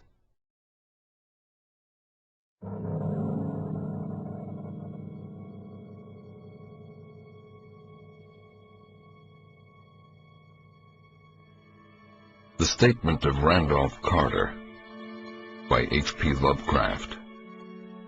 Read by Wayne June. Again I say I do not know what has become of Harley Warren, though I think, almost hope, that he is in peaceful oblivion, if there be anywhere so blessed a thing. It is true that I have for 5 years been his closest friend, and a partial sharer of his terrible researches into the unknown. I will not deny, though my memory is uncertain and indistinct, that this witness of yours may have seen us together, as he says, on the Gainesville Pike, walking toward Big Cypress Swamp at 11:30 on that awful night. That we bore electric lanterns, spades, and a curious coil of wire with attached instruments I will even affirm, for these things all played a part in the single hideous scene which remains burned into my shaken recollection. But of what followed, and of the reason I was found alone and dazed on the edge of the swamp next morning, I must insist that I know nothing save what I have told you over and over again. You say to me that there is nothing in the swamp or near it which could form the setting of that frightful episode. I reply that I knew nothing beyond what I saw. Vision or nightmare it may have been. Vision or nightmare, I fervently hope it was, yet it is still all that my mind retains of what took place in those shocking hours after we left the sight of men. And why Harley Warren did not return, he or his shade, or some nameless thing I cannot describe, alone can tell. As I have said before, the weird studies of Harley Warren were well known to me, and to some extent shared by me. Of his vast collection of strange, rare books on forbidden subjects, I have read all that are written in the languages of which I am master, but these are few compared with those in languages I cannot understand. Most, I believe, are in Arabic, and the fiend-inspired book which brought on the end, the book which he carried in his pocket out of the world, was written in characters whose like I never saw elsewhere. Warren would never tell me just what was in that book. As to the nature of our studies, must I say again that I no longer retain full comprehension?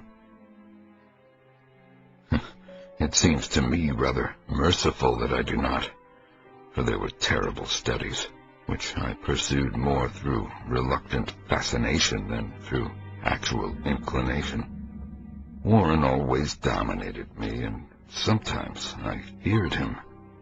I remember how I shuddered at his facial expression on the night before the awful happening, when he talked so incessantly of his theory, why certain corpses never decay, but rest firm and fat in their tombs for 1,000 years.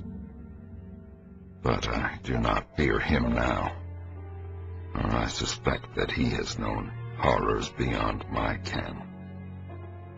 Now I fear for him. Once more I say that I have no clear idea of our object on that night. Certainly it had much to do with something in the book which Warren carried with him, that ancient book in undecipherable characters which had come to him from India a month before. But I swear I do not know what it was that we expected to find. Your witness says he saw us at 11:30 on the Gainesville Pike, headed for the Big Cypress Swamp. This is probably true, but I have no distinct memory of it. The picture seared into my soul is one of scene only, and the hour must have been long after midnight, for a waning crescent moon was high in the vaporous heavens.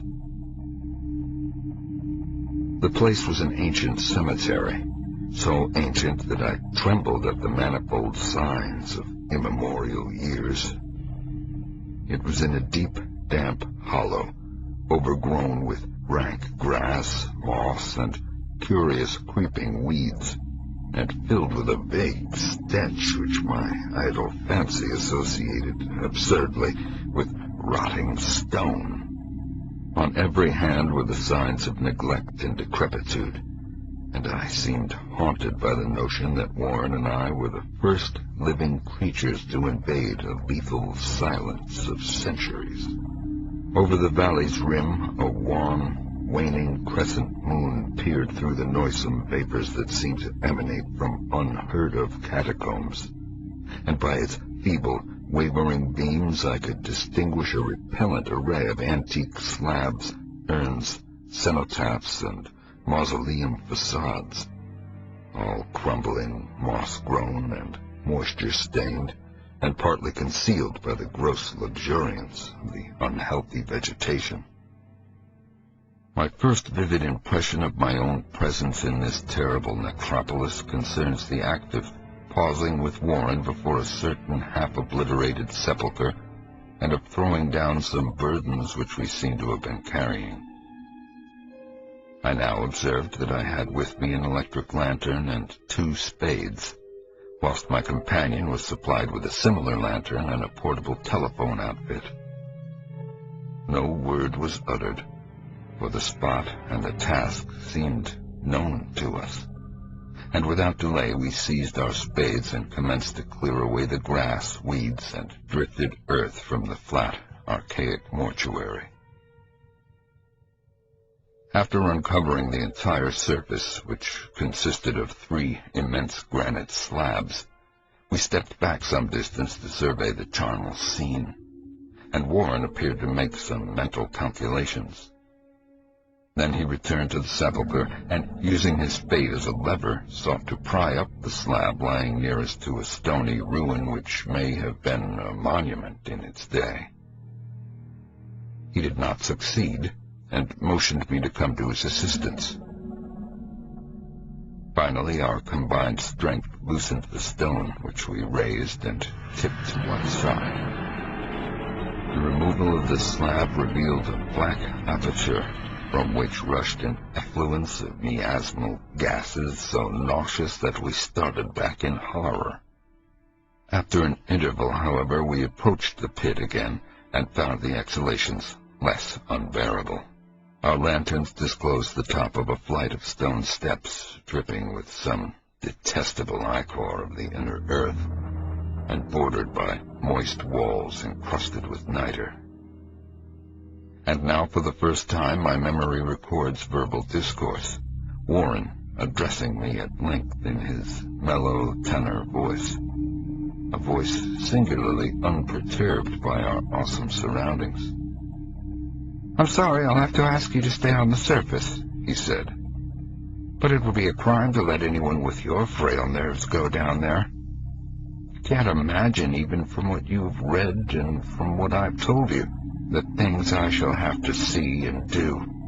It's fiendish work, Carter, and I doubt if any man without ironclad sensibilities could ever see it through and come up alive and sane. I don't wish to offend you, and heaven knows I'd be glad enough to have you with me, but the responsibility is in a certain sense mine, and I couldn't drag a bundle of nerves like you down to probable death or madness. I tell you, you can't imagine what the thing is really like. But I promise to keep you informed over the telephone of every move. You see, I've enough wire here to reach the center of the earth and back." I can still hear in memory those coolly spoken words, and I can still remember my remonstrances. I seemed desperately anxious to accompany my friend into those sepulchral depths, yet he proved inflexibly obdurate. All this I can still remember, though I no longer know what manner of thing we sought. After he had obtained my reluctant acquiescence in his design, Warren picked up the reel of wire and adjusted the instruments. At his nod, I took one of the latter and seated myself upon an aged, discolored gravestone close by the newly uncovered aperture. Then he shook my hand, shouldered the coil of wire, and disappeared within that indescribable ossuary. For a minute I kept sight of the glow of his lantern and heard the rustle of the wire as he laid it down after him. But the glow soon disappeared abruptly, as if a turn in the stone staircase had been encountered, and the sound died away almost as quickly. I was alone, yet bound to the unknown depths by those magic strands whose insulated surface lay green beneath the struggling beams of that waning crescent moon.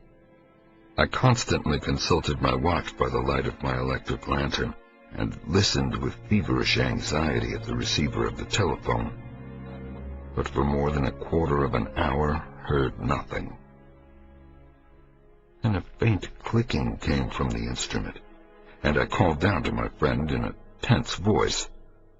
Apprehensive as I was nevertheless unprepared for the words which came up from that uncanny vault in accents more alarmed and quivering than any I had heard before from Harley Warren.